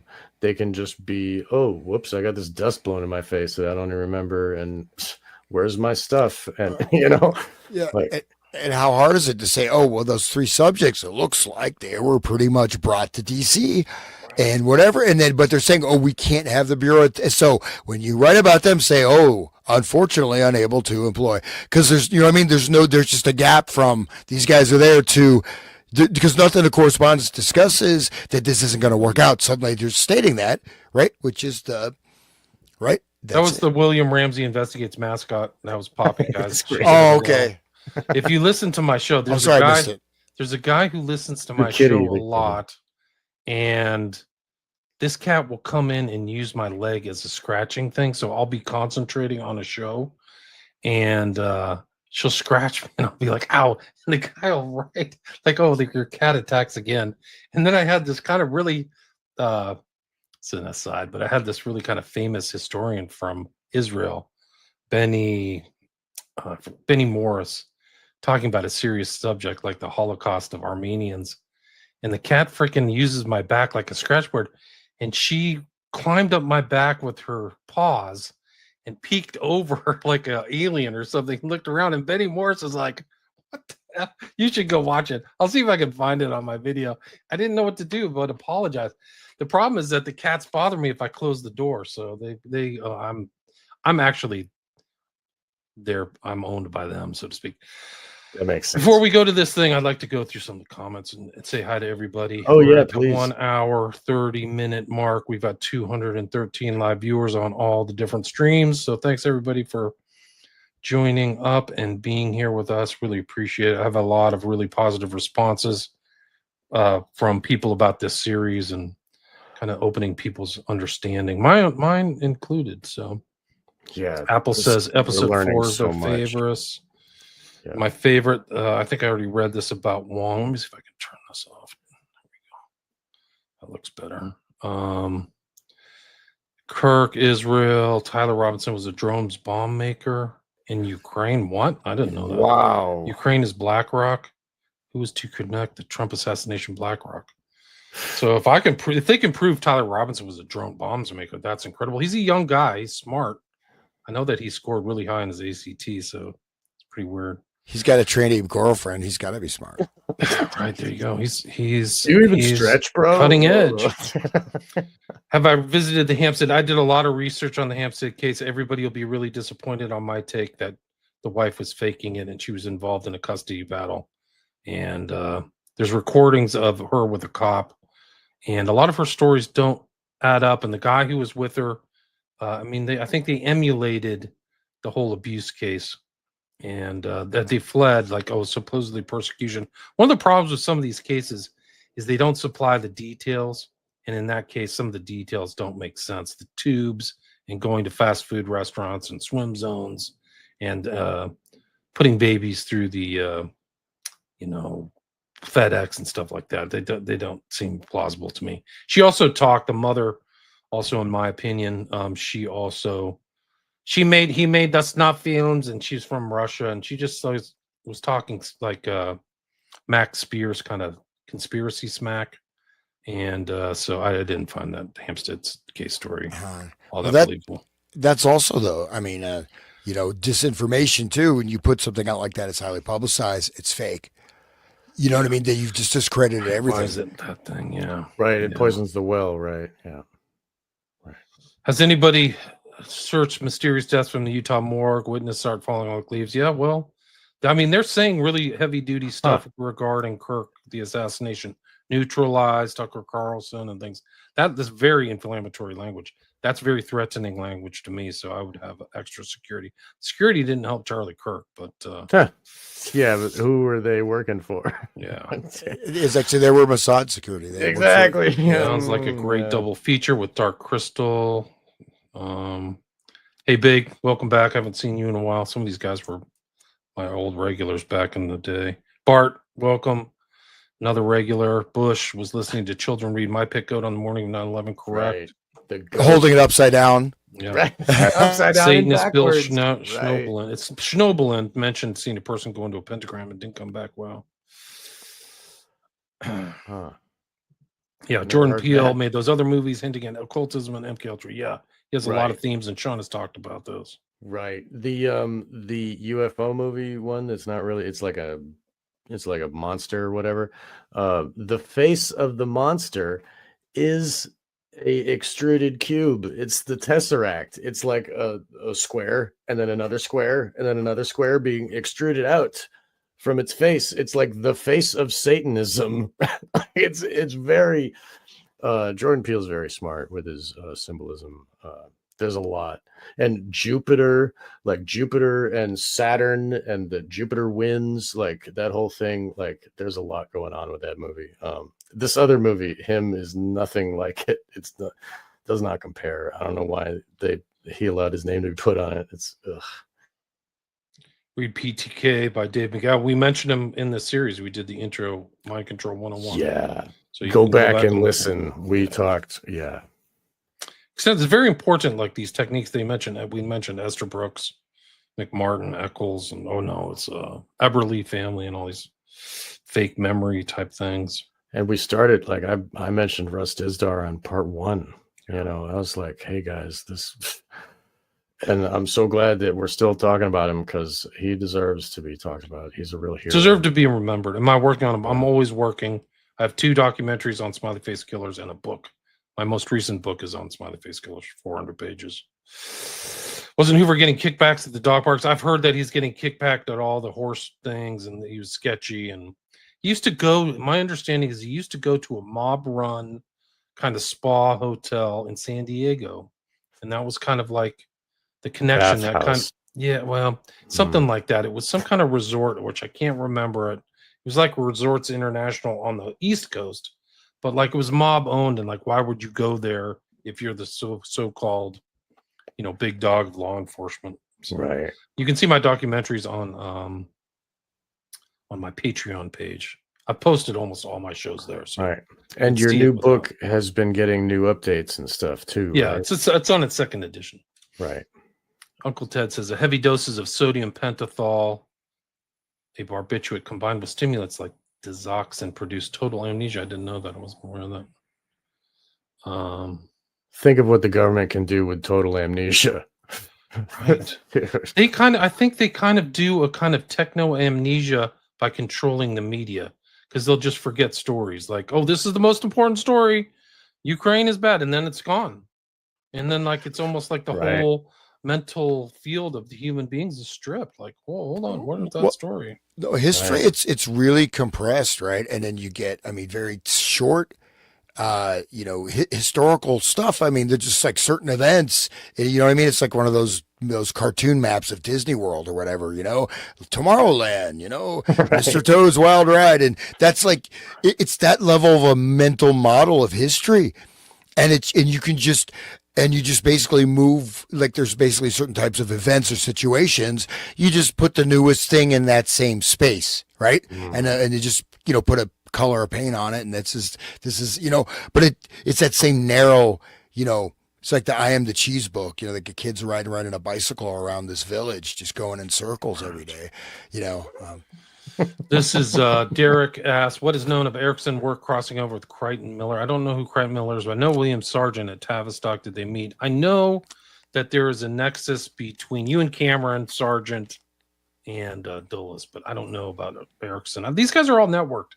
Like I said earlier, he was the head of like the hypnosis forums and Macy's, and all those guys like Hans knows about. They're all there. So Esterbrook is from Oxford, man. So he was part of those circles, right? You know, Of course. Right. and you have the Cambridge Circle and all that. So these were, you know, these different social clubs, you know, in England, and especially with universities and other types of things, are very, very powerful. I mean, Rings within rings. yep, Right. like the Society for Psychical Research. You know, I mentioned that last week. You know, and that's also very, very important because that was directly became the Fabian Socialist Society. It literally morphed out of the Center for Psychical Research. wow. The wolves in sheep's clothing, literally. Yeah. We know they were giving Bundy drugs. I'm not aware of that, Uncle Ted. If you know, add more to the chat. I didn't know that he was taking heavy drugs. I know he used to get drunk before he went and killed people, but I didn't know if he was doing drugs. So. He was he's another Ohio guy. I have interviewed Bart Sibrel twice. I interviewed him before Joe Rogan. You can just go through to any podcast thing, Podcast Addict, Spotify, Spreaker, and just type in Sibrel, Sibrel. He's on there. Bart Sibrel, yeah. Altered State, yeah, that's the whole point of this whole thing is we're working up to these guys. They all looked in an altered state, and a lot of them did. I mean, Chapman's obvious, and so is Sirhan. And they stayed and waited to be arrested. Yeah. You know, like that's the whole thing of like programmed to stay and wait to be arrested. Like, and some people, even the journalists, don't know the right questions to ask. Do you remember being there? Do you remember anything? Could you have gaps of your memory? Because those are real tells. When people can't remember certain things, like Bob Berdella did the same things as Dahmer. Yeah, that's right. I didn't know this either. Kelly says, I think it was scopolamine that lowered Tex Watson's IQ 20 points while he was with the Manson family, if I remember. Wow. If you have that fact, send that to me, please. I didn't know. I know that on the night of the Tate Manson murders, they all took meth, which is interesting. It's almost like Manson knew something. He said, here's some reds or meth, take these. Like, it's weird. And then you see Manson and his knowledge of hypnotism and Scientology, which overlaps. How much of this stuff did he know that speed makes you aggressive? Well, and that's exactly like the experimentation that they were doing, that Manson's parole officer was doing, right? He was feeding rats LSD and methamphetamines. And then there would be one rat would become like the rat god, and the other rats would, like, you know, do whatever he said. Literally. I mean, we showed that on one of our shows, right? Yeah, we talked about that, right? And so you know, the whole Watch summer the video. And the people were taking, there was a huge meth thing in California right at the late end of the 60s. Huge meth epidemic. And we all know the bikers were pushing the meth, and the Grateful Dead had a biker as their lead singer, right? And they were out there pushing the meth in the concerts right along with the LSD, you know. And the methamphetamine, we all know. We were talking about this earlier too with Jerry Marzinski and talking about the schizophrenics, how it's the dopamine spike from the methamphetamine that gets them to see the shadow people. And when you see their eyes, then you've really gone too far and like you become like ensnared in this thing or whatever. People should listen to my episode with Jerry. He's great. Bart says scopolamine topical drop in very low dose causes the pupils to relax, dilate, so ophthalmologists can see inside the eye. Interesting. 1930s was a Cleveland torture murder. I don't know. Albert Fish, no, Nixon. Interesting. We mentioned that guy Creepy Carpus last time, who was like in jail with Manson, like weird stuff. Weird Zizians. I think I mentioned Big Uncle Ted. Are the new Mansons watch? They'll make Lesotho into Charles Penn smiley face stuff. I don't know. That's where can of beer in Vegas, Bart. They always arrive already opened. They don't even try anymore. They need to step up their PSYOP game. Yeah. Parents got to the moon. All we get is fake and gay. That's pretty close. Yeah, pretty well said. Yeah. My parents got to the moon. All right. Moon landing. Yeah, we can all. It's real. Right. Okay. That's the mind control they were given. Right. At least it was like an. It was positive. Like, yeah, you know. Now we're getting him, and it's like, oh, do you even stretch, bro? It's like, oh, you're so big. Part of the personal story. Kids were abused. They had marks from where the boyfriend was hitting him in the head. Like you can see it on the video. So these are not These children were not giving the statement in a sterile environment at all. They gave statements in front of cops, but the original statements were like they were coming back from Morocco. Like, it's not strange credulity. Rip Russ Dizdar, yes. Indeed. Yeah, really. Yeah, notoriously mob connected. I think that's the place. Dahmer's a textbook case for hypnosis states. I'm not aware of that. I've done a lot of shows on Dahmer. Yeah, I mean, there's some very much evidence that he was SRA and he was DID, like all of that. Wow. People need to look into that. He's really a textbook case. Yeah. Sep Testa says, "Hey Hans, good to see you in good company. Big up, fellas. Thanks, Sep Testa. Thanks for listening, everybody." All right, that's all the comments, so that we can go to this. If anybody wants to read this or whatever, I sent you the copy. Oh, Okay. Yeah, I've got it. Or Hans can take over. I can read it. I can scan through it. Whatever. Yeah, I'll read it. It's my turn. Okay. Sean, it's Wonderland. Yeah. Okay. Go ahead, dude. It's my turn, bro. Come on, dude. Let's get snarky. You even stretch, we're at the 2 hour mark, so it's time for okay. So thin skin. Okay. So this looks like a pretty hi-fi PowerPoint. So we'll just start it here. So the Alice in Wonderland technique, exploring the influence of CIA's methods and Ericksonian hypnosis in modern mass manipulation. And so this is actually like a clip, that movie that Sean Connery was in with this giant head like floating in space. Zardoz. Yeah, that's a great with that. Yeah, that's with the loincloth. He's like up there and floating in the sky. Zardoz is actually a great film. But anyways, a picture of the headless giant too, right? Isn't that like a totally occult, like headless giant is like from the French guy, I can't remember his name. Shoot. He had a totally dark secret society. It's unbelievable stuff. It's mentioned in Program to Kill. I can't remember his name right now. But okay. He's a friend of mine uses the moniker Headless Giant. Yeah, it's a deep occult reference, people. Yeah, right. Okay. Understanding modern manipulation. This presentation delves into the Alice in Wonderland technique, a method used by the CIA and the innovative hypnosis techniques of Milton H. Erickson. It will highlight their application in contemporary mass psychology, particularly written online and social media platforms. Particularly within online and social media platforms, showcasing how these strategies influence perceptions and behaviors. I don't have my glasses and I cannot read that text, so you can go ahead. I'll do it. Manipulative disorientation. The Alice in Wonderland technique utilizes disorientation to influence and alter perceptions, making it easier for the target to accept suggestions without critical analysis. Wow, sounds like modern media. This is a coercive method that creates a surreal atmosphere, creating confusion, leading to compliance with directives or suggestions. Literary inspiration. The technique draws inspiration from the literary work Alice's Adventures in Wonderland, where the protagonist experiences a series of bizarre and illogical events. The literary influence is reflected in the method's ability to create a dreamlike state that alters reality for the individual. Historical context and relevance.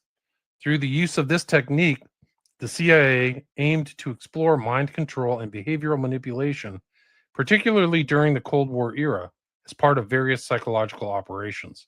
The technique remains relevant in understanding contemporary manipulation tactics in both military and civilian contexts. That painting by Otto Dix is huge. Like, everybody should pay attention to that painter, Otto Dix. Why is it huge? I don't know. He's German. He was a German soldier in World War I, and he was a painter during World War II, and he depicted the state of society that was happening to everything around him, and he did not hold back in his depictions. This right here, these are World War I soldiers that came home from war, and they have no arms or legs. One of them is asking for money. Yeah, Grok, right? and one of them is asking for money. He's real sad. The other one is wearing a business tie, but he's still on a skateboard, like going through town in the city, you know, like, oh, gotta go on my skateboard. And he's wearing a nice like suit. And, you know, it says there on the paper, it talks about the war and the soldiers dying and stuff. And so, and then if you look behind in the window, it's like a sex shop with like some kind of weird, you know what I'm saying? Like, this is Weimar, you know, this is what was happening. And if you want to see what was really going on, everybody should check out Otto Dix, Ottodix. That's the painter. Really, you'll learn a lot. Well, I just read these. Actually, these are the big ones. So I just read the small ones. So we just went through that. Manipulative disorientation, literary inspiration, historical context, and relevance. Okay. So the smaller things will be bigger in the later. Oh, slide. right. We can Okay. keep reading. Okay. Yeah. So you want? Can I read or? Yeah. Yes, you got it, man. All right, You got this- it. You get out there and be somebody. Sorry. I'm a millennial. Yeah, yeah. I'm standing up for the millennials. No, Keep turning that knife. It'll work. So a history and origins of the Alice in Wonderland technique, tracing the development of a psychological strategy from Cold War experiments to modern applications. 1950s. The CIA initiates MKUltra program focusing on mind control research through unconventional techniques, including hypnosis and sensory deprivation, the theory of coercion. So this is, then they have the CIA project. MKUltra is the CIA's program of research and behavioral modification, joint hearing before the Select Committee on Intelligence, 1977, focusing on events that happened over 12 or as long as 25 years ago. 1960s. The Alice in Wonderland technique is formalized as a method for creating disorientation and manipulating perceptions in subjects. CIA Kubrick counterintelligence interrogations. Kubark is a pseudonym for the CIA. So they have like a Kubark assassination. Okay. manual. Kubark counterintelligence interrogation, July 1963. Released January 25th, released February 25th. I cursed myself. Released July 1963. There was released February 25th, 2014. 1970s. These techniques developed under MKUltra, including the Alice in Wonderland technique, began to influence wider psychological practices and military strategies. In Chapter 18 of the Handbook of Investigative Hypnosis, entitled Additional Induction Techniques, Direct and Indirect, Reiser includes a lengthy section on Ericksonian's naturalistic induction techniques that was taken from Erickson's article published in the American Journal of Clinical Hypnosis, 1958, Volume 1, pages 3 through 8. He also discusses Erickson's indirect rehearsal observation and pantomime techniques. The bibliography includes 7 citations from Erickson's writings and a citation of personal correspondence in 1978. The book includes transcripts of a hypnosis session and sketches made by artists of witnesses under hypnosis. Go ahead. Please continue. Go ahead. Must be interesting to see the art of someone under hypnosis and like how you can control that. Like that's right brain actions. It must be interesting to see. Yeah. Yeah, and we could maybe look at some of these specific techniques too, that he mentioned, the pantomime and observation technique. But anyways, continuing. History and origin of the Alice in Wonderland technique, tracing the development of a psychological strategy from Cold War experiments to modern applications. Okay. Innovative approaches to hypnosis by Milton H. Erickson. Milton H. Erickson revolutionized hypnosis by emphasizing the use of the unconscious mind as a powerful tool for personal transformation. His methods prioritize indirect suggestion and storytelling, which engage clients' receptiveness to change and healing. So, and the key principles of his hypnosis. So indirect suggestion. Indirect suggestion involves subtly giving a subject's thoughts and behaviors without direct commands. I'll read that again. Indirect suggestion involves subtly guiding a subject's thoughts and behaviors without direct commands, enabling them to arrive at their own conclusions and insights. This method respects the autonomy of the individual and fosters a deeper connection to the therapeutic process. But I mentioned how that also works in terms of certain types of trigger stimuli, right? Below the sensory threshold, and in the narrative arc of the story, will have you bind those things together, and it seems like it's an indirect suggestion, but you've done it yourself, right? So anyways, so this is kind of his grandfatherly self-help guru, Mr. You know what I mean? Like positive guy, right? Positive thinking, just this big Father Christmas, you know, big fat dude with a white beard. Anyway, so storytelling, can you scroll up, William? Do you mind? I get the comments are below there. You're on storytelling right here. Yes, right? yep. Storytelling. Storytelling is a powerful tool in Ericksonian hypnosis as it engages a subject's imagination and allows them to explore personal challenges and solutions through metaphor. This approach helps individuals process their experiences in a non-threatening way. But there's a lot. Okay, we can go ahead. You want to say, Sean? You muted. I'm muted. Sorry, guys. Think about how the SRA, how that is such importance for the SRA people, because they need to create their own story. They need to create the internal world, you know, and sure, there's the Alice in Wonderland, like kind of outline of like, oh, there are these trees where you can take down a lunchbox and open it up and eat what's inside, you know. That's like a metaphor for the programming and to internalize the programming, you know, and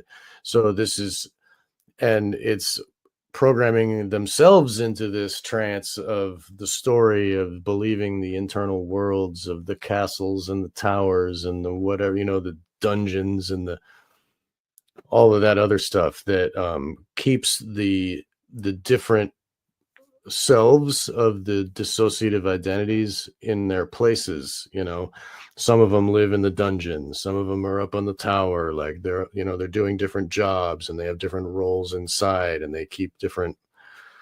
Anyway, that is very important. The storytelling and the imaginative, intelligent imagination is important for the victims to create in their minds. I think this just shows how complex it is. Like, you say the word hypnosis, and if you're not acquainted with it, it may just come off as like this simple thing of a guy talking and inducing stuff.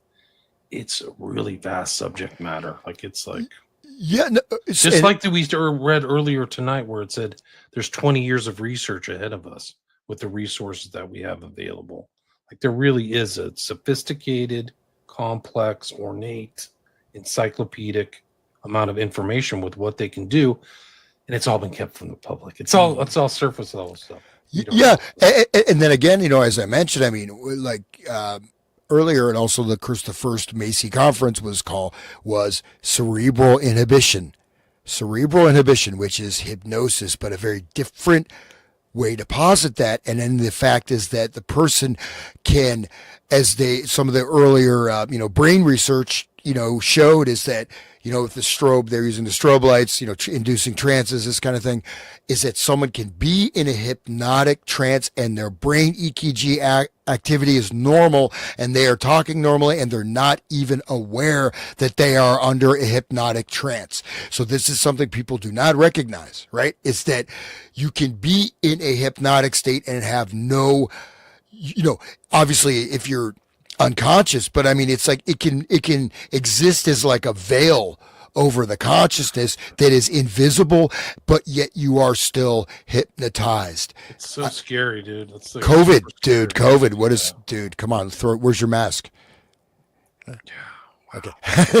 No, it's really and that's the whole thing about mass formation psychosis or mass formation hypnosis is that people were really influenced like zombies, Right. almost like you said, or maybe they don't even know that they're just repeating trigger phrases, safe and effective, and where's your mask and keep grandma safe. Just And these are kind of almost like hypnotic suggestions over and over. they're in a hypnotic trance and they're functioning normally. Okay. And that's the thing. You can be in an operative hypnotic trance and still even have your normal conscious mind. It's not yet you are still in a hypnotic trance of one degree or other. And that's just important to note. Okay, go. A somnambulist, like before.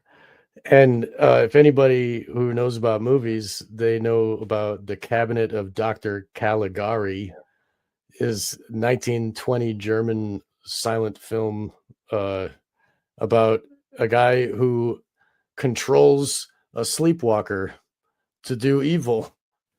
You know, like, and that was in 1920. So those know that. ideas, yeah, The Cabinet of Dr. I'll have to check that out. Check it out. It's pretty cool. Was that other movie about the lady who has what was that guy? Dr. Svengali. Dr. Svengali. Bengali. Yeah, that was another like a black and white movie. I forget the name of it, where he's hypnotizes the woman, you know, and all this stuff, and he's got the eyes, the mesmerizing eyes, and all that. And that was what? That was even before, around the same time. Right. You know, I forget. Sorry about. Look at this. Look at this, guys. This is really creepy out. Look at in the context of our conversation. Look at the poster for the film. Right. There it is. Cabinet of Dr. Caligari. It's like the imagery of the Svengali dark actor and the person prone and prostrate.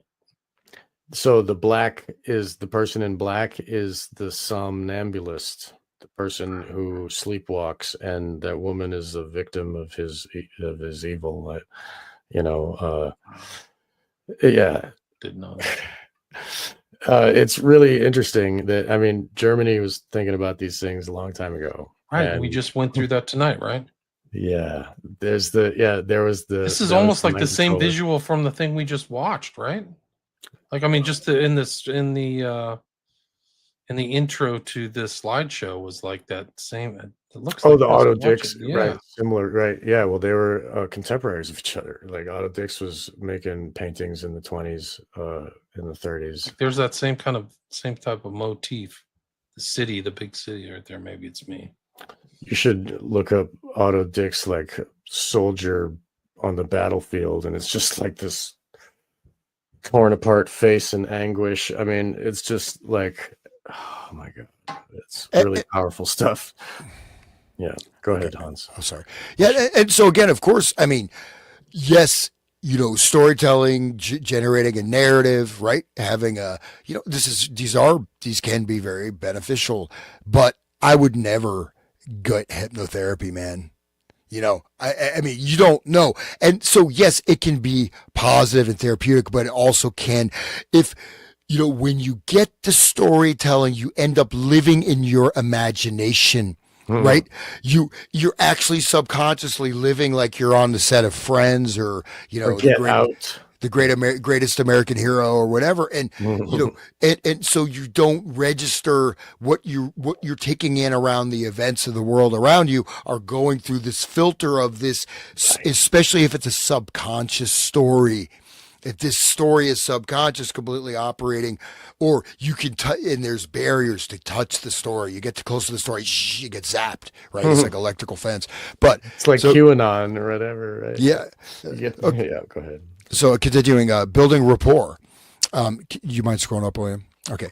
Building rapport is crucial in Ericksonian techniques as trust enhances receptiveness to suggestions. Establishing a strong connection with the subject fosters a therapeutic alliance, promoting a safe space for change and healing. How do you build rapport in NLP?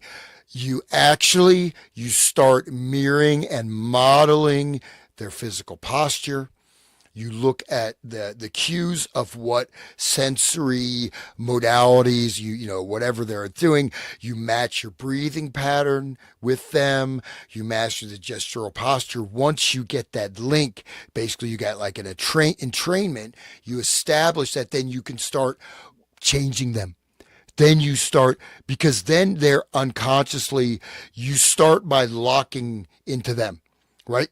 But because they're experiencing this unconsciously, you then, once they are sort of, you build the rapport, which means actually you have kind of phase locked, right? You're doing modeling, you're doing this imitation, you're doing this thing. Then you, as you change, then you can direct them.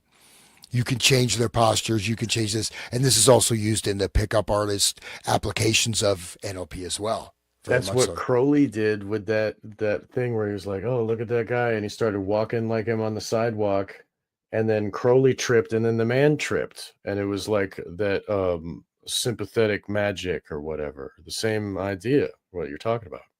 Aleister Crowley, he did this thing on right. No, it's in my book. I wrote about it in Prophet of Evil. I forgot the guy's name that witnessed him do it, but he basically said, "Hey, watch this," and he did it, and it affected this other person. Like a guy wrote about it.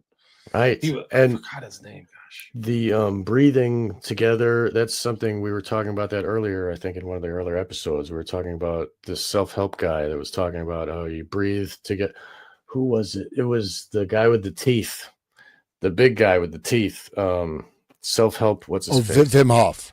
No, I'm talking about. What's his name? He looks like a mutant. Tony Robbins. Tony Robbins. He's a success mutant, dude. That dude is so. People to breathe the same and to like influence your partner, and it's some weird shit. And it's like tantra magic. It's like I read about it in Cult and Occult. This. Ancient Eastern magic, so yeah, it's important shit. Well, I just wanted to tie all that together. This particular group, which I won't call them a cult, but I was involved in them, not whatever, we'll go into it. But one thing they were doing, there's a book called On Breathing, and what they recommend is you tape your mouth shut when you sleep so you don't breathe through your mouth. And people walking around with tape on their mouth. And that is not a good idea in my estimation. And the thing about breathing techniques and breathing, right? Breathing is something that it will happen naturally, right? You can get all kinds of different altered states through breathing. You can also really screw up your nervous system and your psychology. You can raise too much energy, some of that Kundalini stuff. You can fry out your neurons or your nervous system. But also if you're constantly, okay, I'm breathing, I'm calm. Okay. Take a deep breath. Okay. You're not really, right? So, no, but that happens. And then this is how you get the self-hypnosis. You're telling yourself you're calm when you're actually not calm. And you are detuning from your central nervous system. And then, people get these layers of repressed things, right? You know what I mean? And so this is really a big part of this and why there's so many psychological problems. Because you know what? Whatever, man. Just relax. Anyways. Get over it. Okay. So the Alice in Wonderland technique. I think these are repetitive. This one's repetitive. I think that's from earlier, but you can reread them if you want. Okay. So, but understanding mass psychology, if you want to go, so this, what is the TV? What is the radio? We were talking about this in earlier episodes too. This mass psychosis device, right? That's in your home, infiltrated into your living room, that you trust. Right, we're talking about that is a very important thing. In the fireside chats, it was grandpa at the fire, and telling you what to think, and so that this is important. How they have these technological devices, and now the level of technology, I don't know what's happening. Like, it's just too much now that you can't deep fakes. Like, what they got the Queen of England doing break dances and like. How do you know anything is true and real? Like AI, Jesus, like the whole world is just a soup, and you can't make any sense of anything anymore. And like we're in Alice in Wonderland now, baby. Yeah. Whoa, like you're right. Jesus. So, okay, all right. I just want to bring up the technology because that's really important because that was happening around the same time as just 37 and like that's when the radio and the TV started really working. Did you read this one, Understanding Mass Psychology? I wasn't paying attention. I think it's kind of okay. So are we on disorientation yeah. marketing? Okay. And before you read that, so one thing people mention like Vegas. So there's whole vast psychological literature on the carpets in Vegas. Okay, the patterns of the carpets, and I mean, and this is very well researched how they design. Notice, like you go to IKEA, you know, I always get friggin' lost in IKEA, man. It's like, well, get out of this place, man. That's how they get you. That's how they get you, bro. No, even I've noticed even in grocery stores they'll change the aisle layout. You go and you hear, no, it's here, it's there.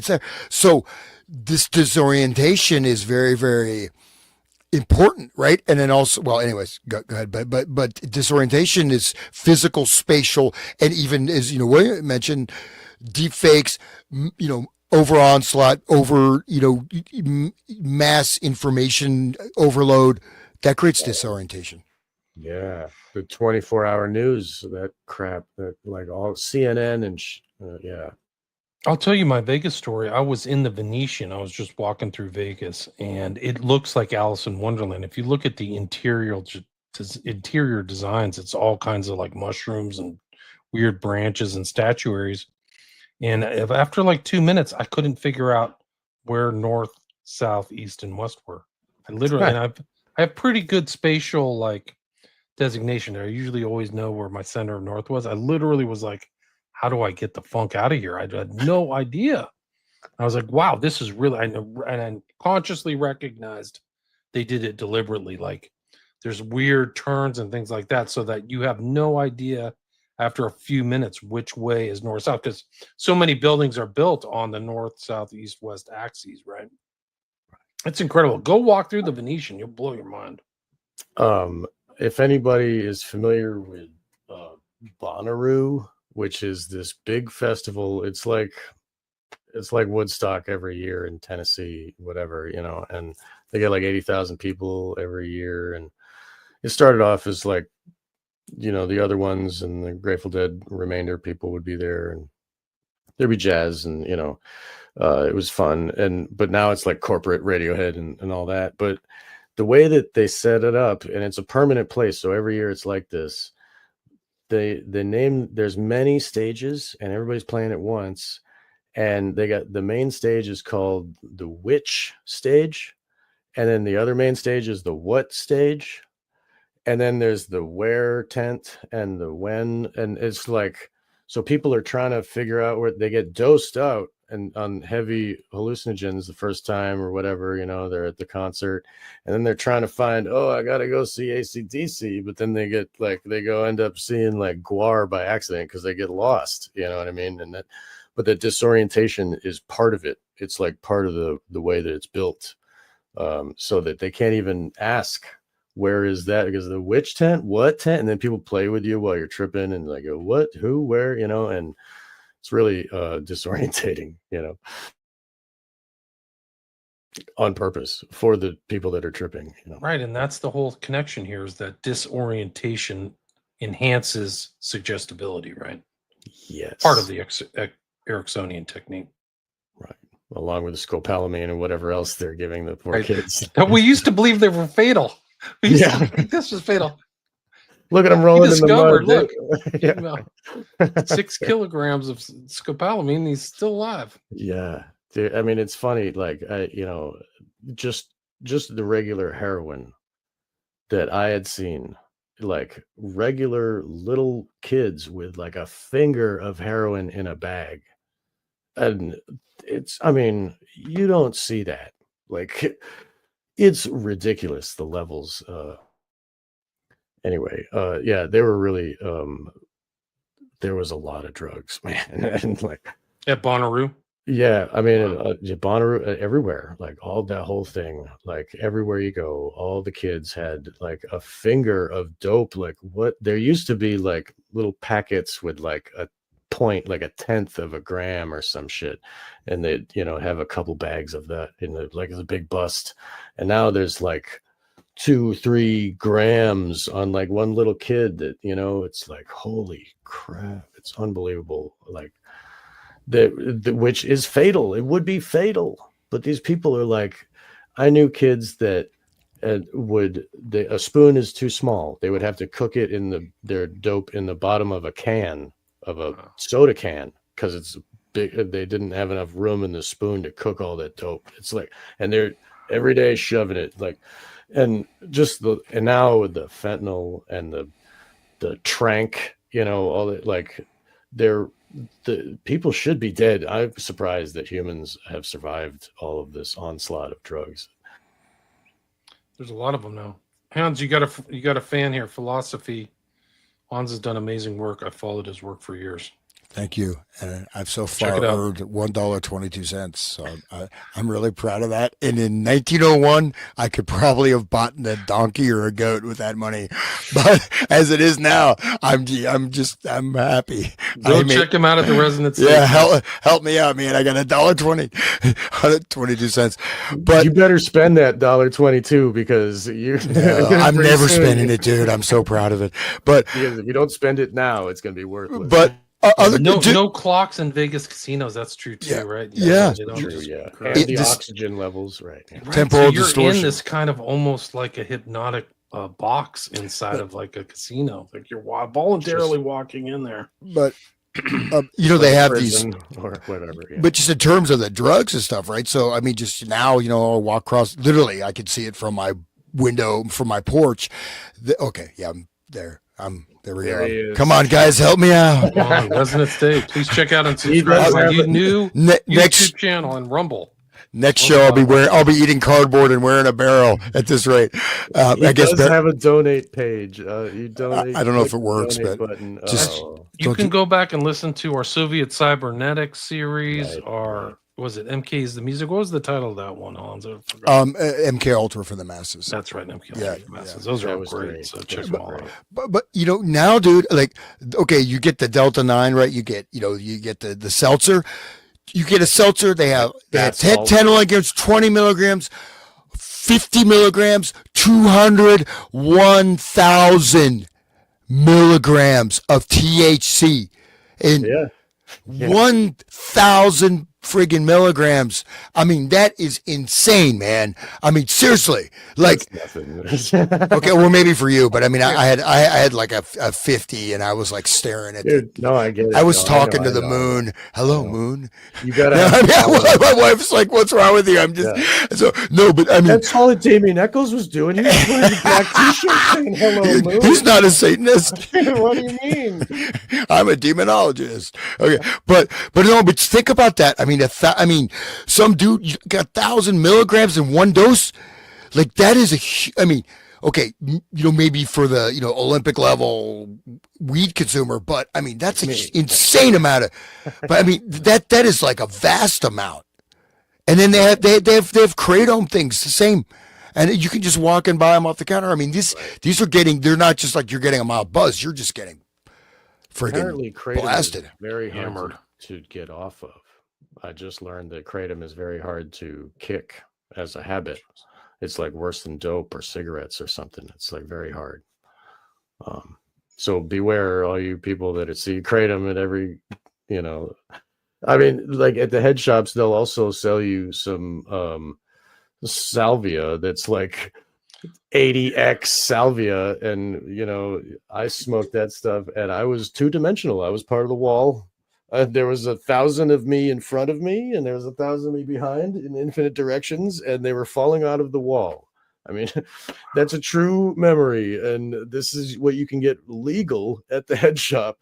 It's the scariest thing I ever did, and no one should do salvia, especially ADX. But I mean, that's the kind of doses that people are getting on if they want to go even from the store. They can go to the store and get that, and then they can get the bath salts. Like, I was in Tennessee in like 2009, they had bath salts. You could get a gram of bath salt. What is it? it's not for human consumption. Wink, wink. Like, okay, like, what do you do with it? Like, and then if you learn about the Chinese labs, that like when one chemical gets illegal, they just make another one that's slightly a little bit different in a laboratory, whatever, does the same thing in the brain. It's legal completely, just like you were saying that the THC, the hemp derived THC, now that they have THC delta 8, yeah, that stuff, and like it's derived from hemp, which is intentionally has low THC levels. That's the plant is created to have low THC just for its fibers, and they legalize that. And then they're like, oh, look, we're getting it. It's actually from cannabis, guys. But they have to do some really weird science to, it's a lab experiment. But that's what you get from when government makes drugs illegal. It's silly. It's always an element of control and money involved. It always is. It always is. Very well said. The fact that alcohol is legal and weed isn't is crazy because alcohol is way worse. Yeah. No, but they want to kill people. It's a death cult. Of course, alcohol. Right? Yeah. No, I'm just saying, though, that like if you just go and say someone who has some psychological issues, maybe, I guess there's, a lot of people do. And that sucks. It really sucks. But then you go and I'm just going to take some salvia and drink one can of seltzer that's 1,000 milligrams. Right. Goodbye. Wow. I mean, just good luck. Incredible. Yeah, they were eating a face like on the streets of Florida. Like some homeless guy. You get Philadelphia, man. Look at Philadelphia. Yeah, that's trank dope though. That's not even people do it anymore. It's the trank. The trank where is that like croc where your flesh rots off? That's in Russia. They do that. No, they have that in US now too. Yeah, it's called crocodile. Crocodile. That's in the US also. That's from an eye. It's like an eye drop that dries out your eyes or something for people that tear all the time, that always cry. And it's like drying out their skin. It makes them look like crocodile scales and shit. Their legs fall off, but it has a heroin effect. It has an opiate effect. That's what they're seeking.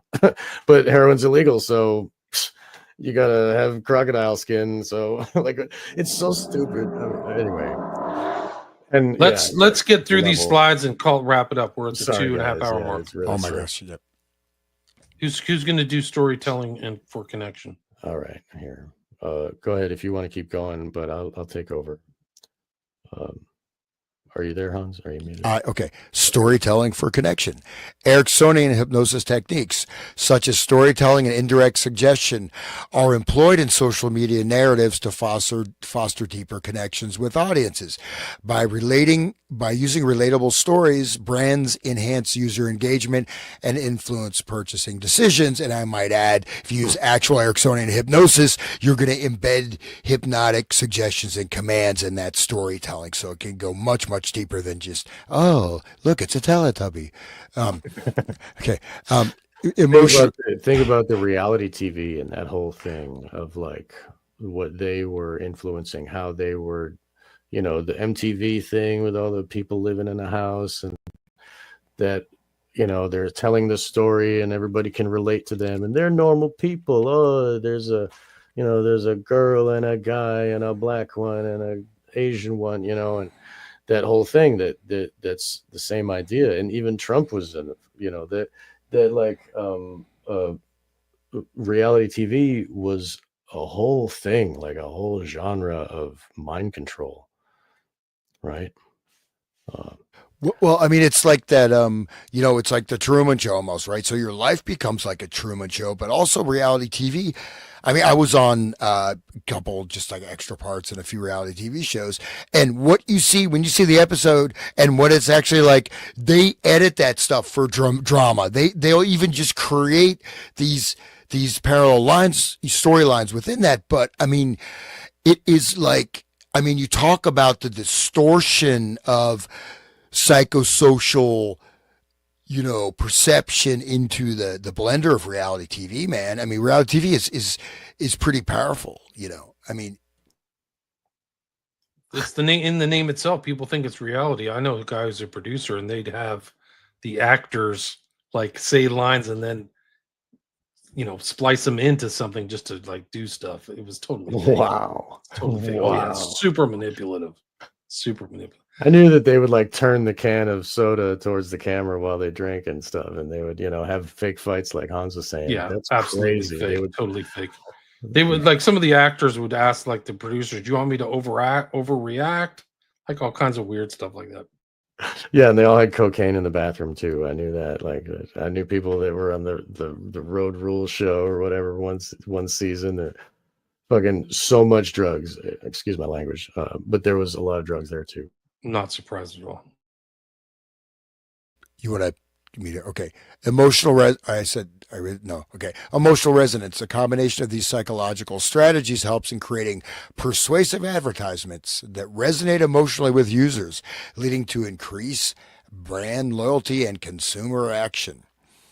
Okay, you can go ahead, William. You can read. I'll stop. All right. Case studies of manipulation in online environments, analyzing successful applications of psychological techniques in digital spaces. 2016, a viral social media campaign utilized the Alice in Wonderland technique to create a disorienting narrative, leading to mass engagement and sharing. I don't know what they're referencing. 2018, a political campaign employed indirect suggestion techniques similar to Ericksonian hypnosis, effectively swaying undecided voters through targeted ads. Not surprised. 2020, an online misinformation campaign used disorienting narratives akin to the Alice in Wonderland technique to confuse users and alter perceptions of reality. That happens all the time. People get totally confused which way is up and down. That happens. Trust the plan. Yeah. What do you mean? Trust the plan. 2021, social media influencers applied Ericksonian principles to craft persuasive narratives that resonated deeply with followers, leading to increased engagement. So, a little general though, like what's your reference? I don't know what it is, but this stuff is happening, guys. They're literally using hypnotic techniques on people. There's no question. All right, let's see. Ethical implications of psychological manipulation. The application of psychological manipulation techniques such as the Alice in Wonderland technique and Ericksonian hypnosis brings forth critical ethical dilemmas. These techniques can be used to influence behavior and decision-making, raising questions about consent, autonomy, and the potential for harm. In therapeutic settings, the focus should be on the client's well-being, whereas in mass communication, the risk of exploitation and misinformation becomes a pressing concern. Conclusion and future implications. You guys want to finish this out? Sure. It is. I'll be honest. It's a little bit lightweight in terms of, but actually the actual connection of Alice in Wonderland technique with Ericksonian hypnosis, if it's actually brought forth. You know what I mean? Actually, what it is. Yeah. And it's end of his life. He's this grandfatherly guy, and, you go talk to him and you leave and you feel great. But I mean, he would just, he would induce anybody to do anything and they wouldn't even know it through this. It was amazingly powerful type of hypnotic stuff. Again, with these stories creating parallel, using the narrative structure of human consciousness in various ways, and then you create parallel narratives, and so then you have an entirely different narrative, right? And he can, you know what I mean? So, and this is very much used, I think, in media and everything like that, right? So it is quite powerful. I was a little bit, in 2021, a man was, anyways, it's okay. But you're right though. The general idea is sound, and where he's going with it, and the idea is that this L. Ron Hubbard used Alice in Wonderland technique. Also, William, you sent me that document of the Scientology method of Alice in Wonderland technique. Is this other one that's also related? I don't know if you. That's where it gets scary. Is like they're using Ericksonian techniques inside of Scientology, along with everything else. That's what's like, whoa, heavy intel stuff. Right. and then Manson, and then all of that other stuff, like in Scientology, and and the best friends, and like what is I guess we're getting towards the end here. I guess I don't want to off track. Lisa, my cat's name is Poppy. All of my animals got named after flowers because I have 2 daughters. I don't have a choice. I don't get to name my pets. So I've got Rosie, Poppy, Sage. That's it. That's beautiful. But those other ones are too shy. Poppy likes the limelight, and she likes to draw blood. She's a very aggressive cat. She's literally drawn like a pint of my blood. All right, let's get this over. Maybe she's doing some kind of ritual you don't know about. When she's I hope not. I hope not. She's not the other room. Which is familiar. It's one of the dark awakening. Right, the witch is familiar to go suck a teat off of somebody else. Like, no, she's like a little psycho cat. She has really nasty, like chaos magician behavior. I'll be asleep on the couch, and she gets up on the windowsill while I'm asleep and then dive bombs onto my stomach. Like, she doesn't dive bomb onto my legs or my chest. She intentionally goes for like the soft underbelly, and she's done it like 10 times. Like, I'll be totally asleep. She does it for just to piss me off, man. She does all this stuff to make me angry. It's really good. You wouldn't believe it. She has like a really like a Dennis the Menace personality. It's something else. you're really lucky to have her, though. And good for Yeah, you. she's a great cat. Yeah. She's like a stray cat. We bought her off the street. Anyway, that's Poppy. That's my mascot. I'll get my big hug mug picture and Poppy up on social media tomorrow. I got my big hug mug in the mail. And for people who like True Detective, you'll know exactly what that reference is. Anyway, let's finish this out. Come on. I'm tired. I'm hungry. All right. Yeah, this has been fun. Here. Okay. Where are we at? Influence on behavior and decision making. The integration of the Alice in Wonderland technique and Ericksonian hypnosis highlights the powerful influence of psychological manipulation on individual behaviors and group dynamics. Understanding these techniques is crucial for recognizing their potential impact on decision-making process. And like just reading what we were reading before in the beginning and understanding the potential of that is really where, I mean, that is like much heavy. Well, think about exact example of Alice in Wonderland is changing rules. Oh, you can come in here. You can wear this. You don't have to wear this. You have to wear this. You don't have to wear this. This, you know what I mean? And so how these things are changing and shifting, this creates that distortion. And then you feed in Ericksonian stuff. So that's actually very interesting to see applying these two sort of directions together is quite powerful. Evolving media strategies.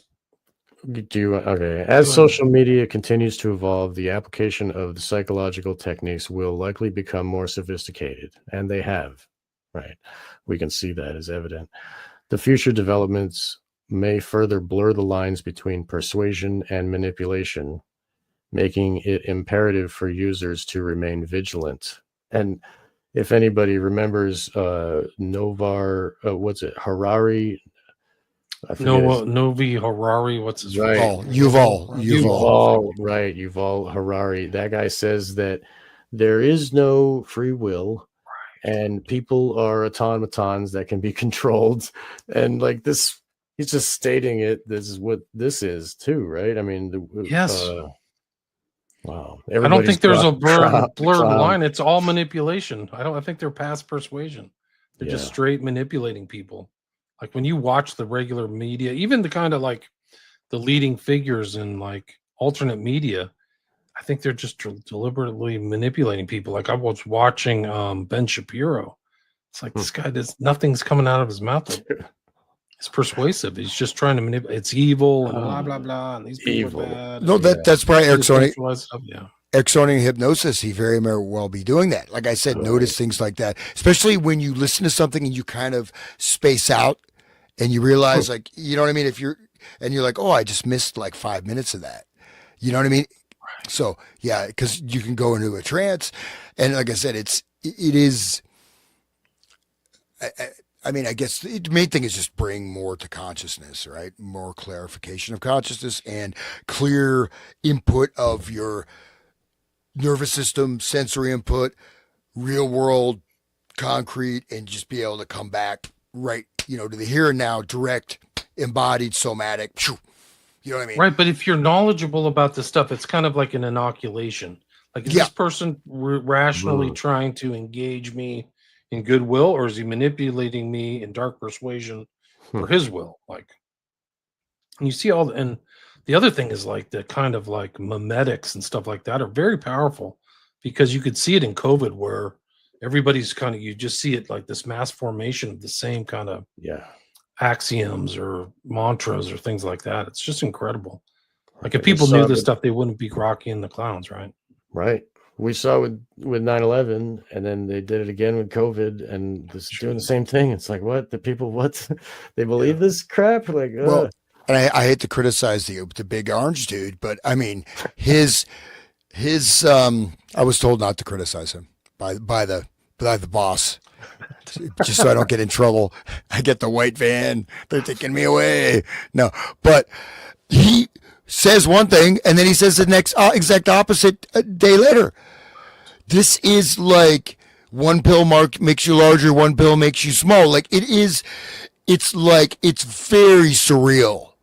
And it's extremely disorienting, especially when you're looking at what's at stake, right? Like the future of the planet Earth, maybe. Right. I've heard that they do that to create debility and dread, is that they deliberately give you opposite messages within a short time frame to just like make you give up. Like, I don't even know which one is right. I think that's a technique, but so I've heard. Yeah. Well, our minds are putty, so engage world controllers, right? I mean, we're all Grok the Clown. You said that before we started, but like all the normies out there are. Oh my God, dude! Grok the Clown, dude. This guy, what he just stated, used to sell shiitake mushrooms. The first Grateful Dead show I went to, I bought a bag of shrooms. Bag of shiitake shrooms. Everyone was laughing at me. It's probably that dude. But were you hypnotically triggered to just think you were high? No, some like creepy dude. I think I was like 15, and some creepy older guy who was like a carpenter, but he wore like these overalls, and the guy was really creepy. And he took me to the show, and then he's like, "Where's your money?" I said, "I bought these shrooms." and Bloodhound Town says, Sean, I had a very similar experience to Sean at 60 times. Is that 60x? That's like the salvia. If you smoke a normal amount of salvia just off the plant, it's 1x. Okay. So what they do is like 1 times the potency. And so they, in a lab, they like compound the potency so that you get, and then they like spray it on like this like just changa, like this. It's just like basically tobacco, the inert material that you burn in a bowl like weed, and it's the same thing as the K2 where they just spray it on inert material. It's this liquid chemical that people are smoking. It's really sick. But anyway, the 60x is too much. 80x, what was I thinking? Like my first time, I never tried it, dude. And how long were you out for? It's quick. It's like 15 minutes. You're back to normal. But like 6 or 7 minutes is like really peak. My cat, I had a cat at the time. My cat like saw me fall from the wall. Like I actually fell down, and then like I was 3-dimensional again. And my cat was looking at me like I'm crazy. I'm like, I'm sorry, cat. Like his name is Maceo. And but anyway, it was very scary. And everybody I ask, and everybody that I've ever like done, like, oh yeah, hallucinogens, you like hallucinogens. Okay, well, have you ever tried salvia though? Like, it's just like it's always a story. And like one of my best friends talks about how he was cut in half. His whole body was divided in 2, and he was like, "Oh my god!" Like it's the fucking scariest thing in the world. Yeah, dude, salvia, and that's why it's legal, because it's so goddamn scary. That's my opinion of that shit. Those are those are traumas too, right? Yes. I mean, and I know one guy who he did something similar to that. I mean, as far as I know, maybe for at least 10 years or whatever, he was gone. he may be better now, but as far as I know, I think he's He's gone from what? Say that again. No, I mean just his mind is gone. The salvia did From it. too much Yeah, salvia. I guess so. I don't know Was something. it one hit? Did it drive him into psychosis, or was it multiple? I wasn't. It wasn't a direct. Friend of mine was a friend of my younger brother, but I guess he thought this guy. Thought his neighbor was Satan, and his other neighbor was God. Oh, And then man. he was trying to kill Satan, and like he was in a state of psychosis so much he got institutionalized. And that's, I mean, it's probably better not to do that. Yeah. Yeah, I would say psychedelics are a roll of Who the was dice, it? guys. That dude, I mean, LSD is much more easier on your brain than salvia divinorum. Trust 80x, like anyway. But I'm just saying that that what's his name, Terrence McKenna, he promoted salvia. He was pushing salvia. That was his whole thing. You can Dude. do it legal. What an asshole. Yeah. Terrence, that's what I'm saying. Talk about Yeah. NLP.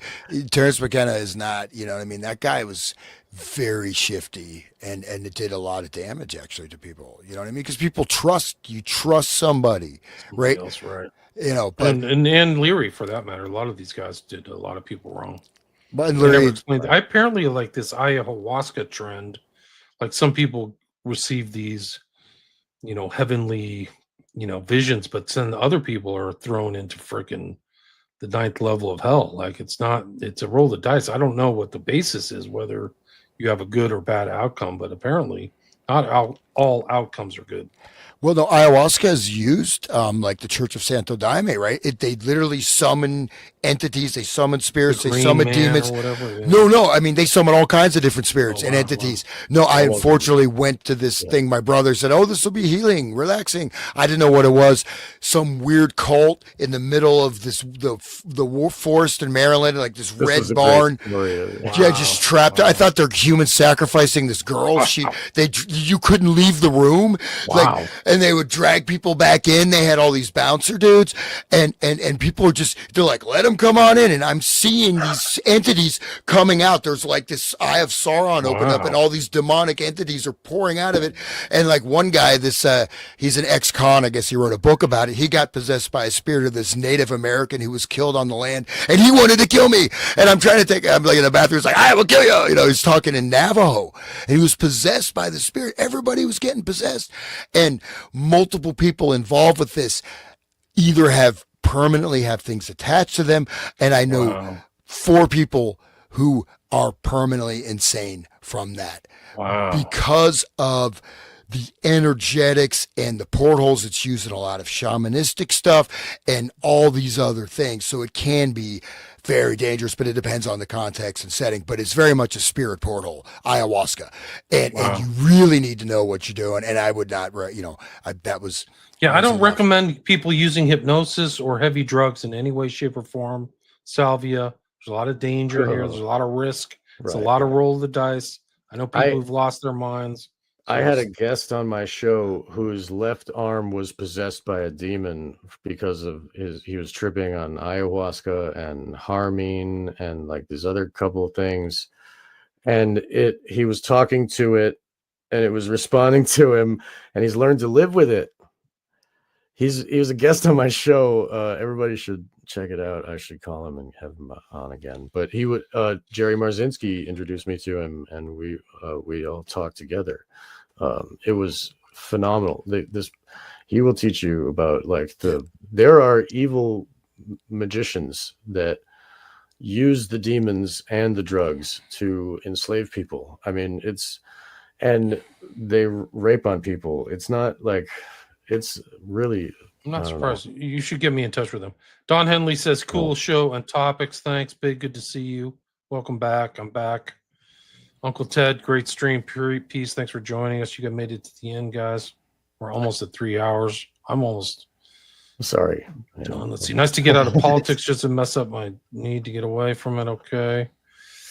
But most of what you see on YouTube is paid boost. I'm not surprised. They all get handlers. Yeah, they do. Yeah. They put millions into YouTube. Yeah, they do. Huge offers. We are being mind-effed by the rogue aspect of the agencies and our military. Yeah, I think so for sure. There's absolutely. I mean, it's a lot of these techniques are used to perpetuate war, to perpetuate mind control. Yeah, people don't understand how ruthless these people are at the top. They do not give a crap. Don Henley, Trojan horses implemented. Be ready for false flag psyops guaranteed. A whole new era with AI in the mix. Wait until quantum computing. Yeah. No, we're entering into the digital Alice in Wonderland, guys. It's not a joke. And there's that movie, right, about, I forget the name of it, but it's about this, all these like high tech Mughals, and the whole world basically starts collapsing because they have all these deep fake movies, and then basically everyone's killing each other, and, you know, governments are falling all over the world. I want to see that movie, dude. What movie is that? Yeah, Sera is a plural of serum. Oh, I see. Oh, yeah, which I knew that. That makes sense. Uncle Ted, Courtney Love's dad, was the real supplier for LSD. Not surprised. Right. Copying behind, but love the show. Thanks, guys. Appreciate it. LMFAO, Hans and the mushrooms. Yeah, that's a whole nother show, Hans. You have to tell that story on the record. Quite unpleasant. Definitely got the chopped up feeling. Took a bunch of Dramamine pills. Let's see. Okay. Stick with regular acid. Mushroom. We hang out. Scopolamine. Castaneda. You guys are trying to, like, hey, shout me out. Okay, Lucian, shout it out. Hey. Going right. It's a pedocracy run by 3 intelligence. Well, yeah, dude. It's definitely a pedocracy. I don't know what else it is. It's a cacistocracy. Yes. It's a rule by the worst for sure. Okay, let's finish these 2 slides. Did we read the ethical responsibility? Engage the topic. Okay, engage the topic. This session invites audience members to ask questions, share insights, and discuss the complexities surrounding psychological manipulation techniques, including the Alice in Wonderland technique and Ericksonian hypnosis as they relate to modern applications in mass psychology. But so this is that slideshow, whoever did this, but this picture is quite funny, right? I don't know what that Why is. did they choose that? Like a bunch of people like shouting in like a cult environment or something. It looks like a Christian rock concert. Yeah, it does. I mean, that's what's really scary is like some of these Christian like mega churches use, I think, some of these techniques. I really do. Oh, yeah. With the music and the timing and everything. And I mean, one of the interesting things about this Kirk assassination that I've been watching, just observing, is like a lot of these Christian guys around Kirk are just freaking lying like dogs, like a rug. They're lying about everything, their heroics and what really happened and the background. And they're lying to their own advantage. And it's like, wow, you're just not even adherence to your own ideas. Like, wow, this is crazy. There's a lot of money at stake too, so it's something another else. Day, right? Another day, right? Yeah, clown world. Another grounds for some more filthy lucre. I mean, Charlie Kirk was rich, guys. He was super rich. He was worth like multi-millionaire. I know someone $5 million house, bro, in the nicest part of Phoenix, Arizona. I know someone who lives in Phoenix, right? And he also had like other holdings there too. I mean, this was the, making the kind of money he was on paper. There's no way he could afford to live there. To be basically, like, there's a lot more to the story. And his boosted level was so boosted. Like, who's this guy all of a sudden? He's even on South Park. Like, what? I never even heard of him, man. I hate to say it. I didn't know him very much, but now that I looked into it, because it's such an important event, you realize he was like Candace. Like, he was like a created celebrity, but for politics or something. And then he bucked his programming, and they didn't like much like Candace. Apparently Candace says she's the #1 podcast in the world now. Like, that's crazy to think that she's actually supplanted Rogan or whatever. Okay, well, she's talking about trannies running France. Like, I mean, she's commented on my stuff. I think I showed that on social media. One of you guys. Oh, that's great. I have the #1 podcast in America. I forgot you said that at the beginning of the show. It should be the Resonant State. That's right. It should be. Yes. Okay. The Resonant State people should check in my storytelling. It is. Well, we should hear about the shiitake. No, I'm just kidding. Yeah. So, but I just want to. William is closely on her heels, though. Like, William is in the top. What one? William is the king. I'm like somewhere in there. I don't know if this is really her, but this was on my Spotify. Sorry. I probably have like one of the least watched podcasts in America. It's on the board. She's telling me Christ is King. Oh, that's like from a couple months ago. Oh, that's cool, dude. That's before. I think. Nice. When was Kirk? Kirk was what, September 10th? Yeah, Right. It's about basically before Kirk got popped.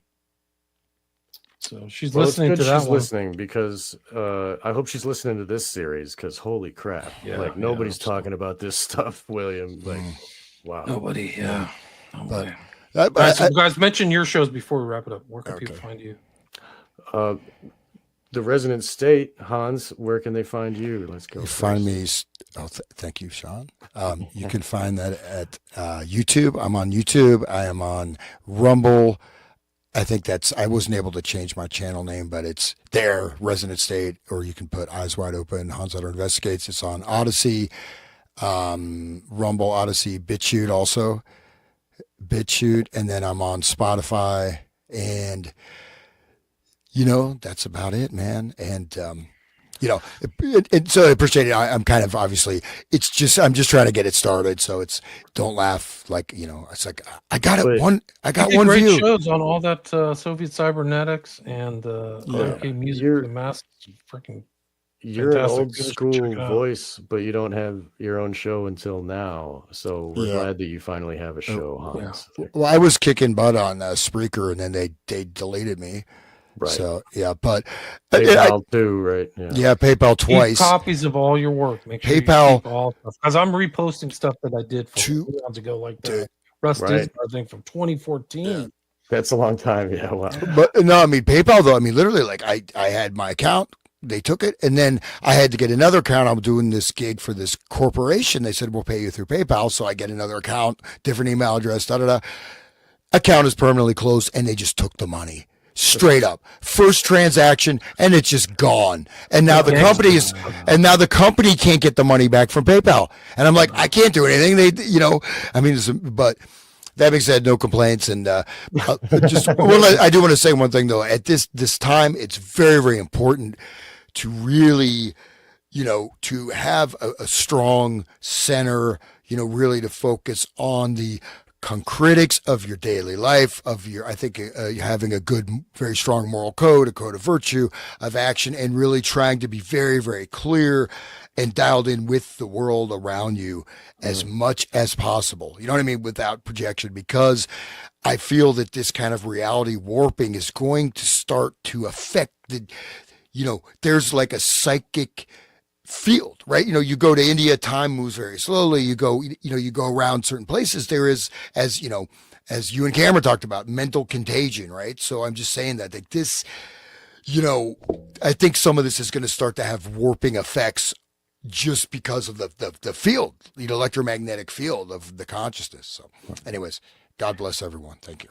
Well, they can listen to your show, and they can listen to us together with William and our friend Loomis in a couple weeks. We're going to be talking about the realities of the world in which we live, and people can find that on Wake the Dead. Wake the Dead is on all the same places where you can find the Resonant State, Spotify and YouTube, and this is being broadcast on YouTube right now. And I'm glad to be able to do the lives because I've kind of fallen behind on my posting, and I apologize to the listeners. There's a couple of these actually that I have to still post on my own page, but I got a new job and I'm kind of rearranging my schedules, and life is kind of up in the air. And Hans is gracious enough to help me. I need to make a new intro, so like that's also slowing down my output. So like once I get everything lined up, it will be grooving again. And sorry, listeners, for being so slow. I'll get to it eventually, but life is happening, so I have to, you know what I mean? So, but God bless you. And yes, I also have a donate page, so please help as my life happen a little better. And likewise for Hans and for William too. We all could use a little help if you have the ability to do so. One of the biggest helps is to share, guys. If you have social media or anything, share these shows. If you like them, if you feel they're worth your while or could be worthwhile to somebody else, do us a favor. Nobody here has an ad budget. So go ahead and share it, and talk to your friends about it. This is really good information for you and for your psychic well-being, just like Hans said, just like your mental well-being. Like some of these people are using dark persuasive techniques against you, businesses, corporations, politicians, stuff that probably if you knew this information, you'd be inoculated from falling for, whether it's the dumb war in Ukraine or, I mean, there's so many things, COVID shot. I mean, we really are kind of victims to a lot of this to some extent, on some level of the spectrum, either to a greater extent or lesser extent, or the fact that other people are victims in your family who just believe everything they watch on the flashing mind control box or something like that. Like somebody listens to this stuff, they'll be like watching Fox News or CNN or something like that with a little bit more critical analytical techniques or in their mind. And I mean, maybe this isn't worth my time. So share the show, help each other out. We're just nodes on a decentralized system, and they're making a move on the corporate media now. There's just tons of, they're actually going to discredit themselves. They're such jokers for spending all this money. Nobody's going to listen to some of these jokers, but the alternate media kind of is the kind of the last refuge of freedom and liberty. Honestly, it's that serious. So if you have a few extra shekels or pay for somebody's coffee or something like that. Yeah, we need to find your website, William, because that's where the clarity is found, right? WilliamRamseyInvestigates.com. We need to mention that before this is over, please. Tell us and I just also want to say thank you, William, for putting together this really, really enjoyable and extremely informative deep dive into these topics, because just one thing, throw out there, like, one of the sort of dangers of the alternative media or anything else is that you get a single word. Oh, he's using NLP. Do you even know what NLP is? No, you don't. Or mass formation psychosis. What is that? It's somebody's using it. You get a little thumbnail definition. You think you understand it. You don't. These are very complex and dense topics. And if a group like the FBI with almost unlimited resources said it may take 20 years to study, it may behoove one to go deeper into these topics, right? It's not like, oh, I understand they're doing mind. No, your mind, what does that even, what I mean? There's so many different layers. And I think as we unpack this, I think we're going to come to, tearing the veil a little bit of all these things, because no matter how advanced the techniques are, they're all based on these basic structural points It's true. And the thing is like, you're not going to see a guy like, Hoover in the same vein again, like in time. You just won't see him because he's involved in everything, assassinations and so many sketchy operations and things like that all the way up. He was like really a much more powerful person than maybe he's on par with the president just because of his long lasting involvement in the government. So these things are all going to unfold. He's there be like MLK, Malcolm X, JFK, RFK. He hated Robert F. Kennedy. It was personal. So what you're going to see is going to make perfect sense if we can get there. We made it through 100 pages so far, but I think that the kind of riffing and stuff like that contextualizes this so people can kind of understand how rooted this is in our consciousness, but that some of the stuff isn't, but there's also stuff people can grasp onto. But like we're literally, these mind control techniques could come all the way up to like modern day people who are doing mass shootings. I think for sure that guy who was Aurora shooter, Holmes, and Mangione's very strange, and Ruth is very strange, but it goes all the way back to the early 30s. So thanks everybody. Thanks for listening. Really appreciate it. Made it 3 hours, guys. 250 listeners, live listeners. So that's like a lot. Like I had a lot for Riley Strain, like I had a lot of listeners for that, but this is a lot of listeners. Anyway, anything you guys want to add to finish it up? Thank you, listeners. We appreciate you listening live. It's great. We don't advertise this stuff. We just click the button. So, or at the least comments me, are great anyway. too. They really add to the whole discussion too. So I'm thankful for everybody for commenting and stuff like that. But please share the show. Hans, anything you'd like to add? No, I just appreciate everybody listening, and as we wind down the American Empire with the great orange baboon at this helm of state. I'm just kidding. I'm just kidding.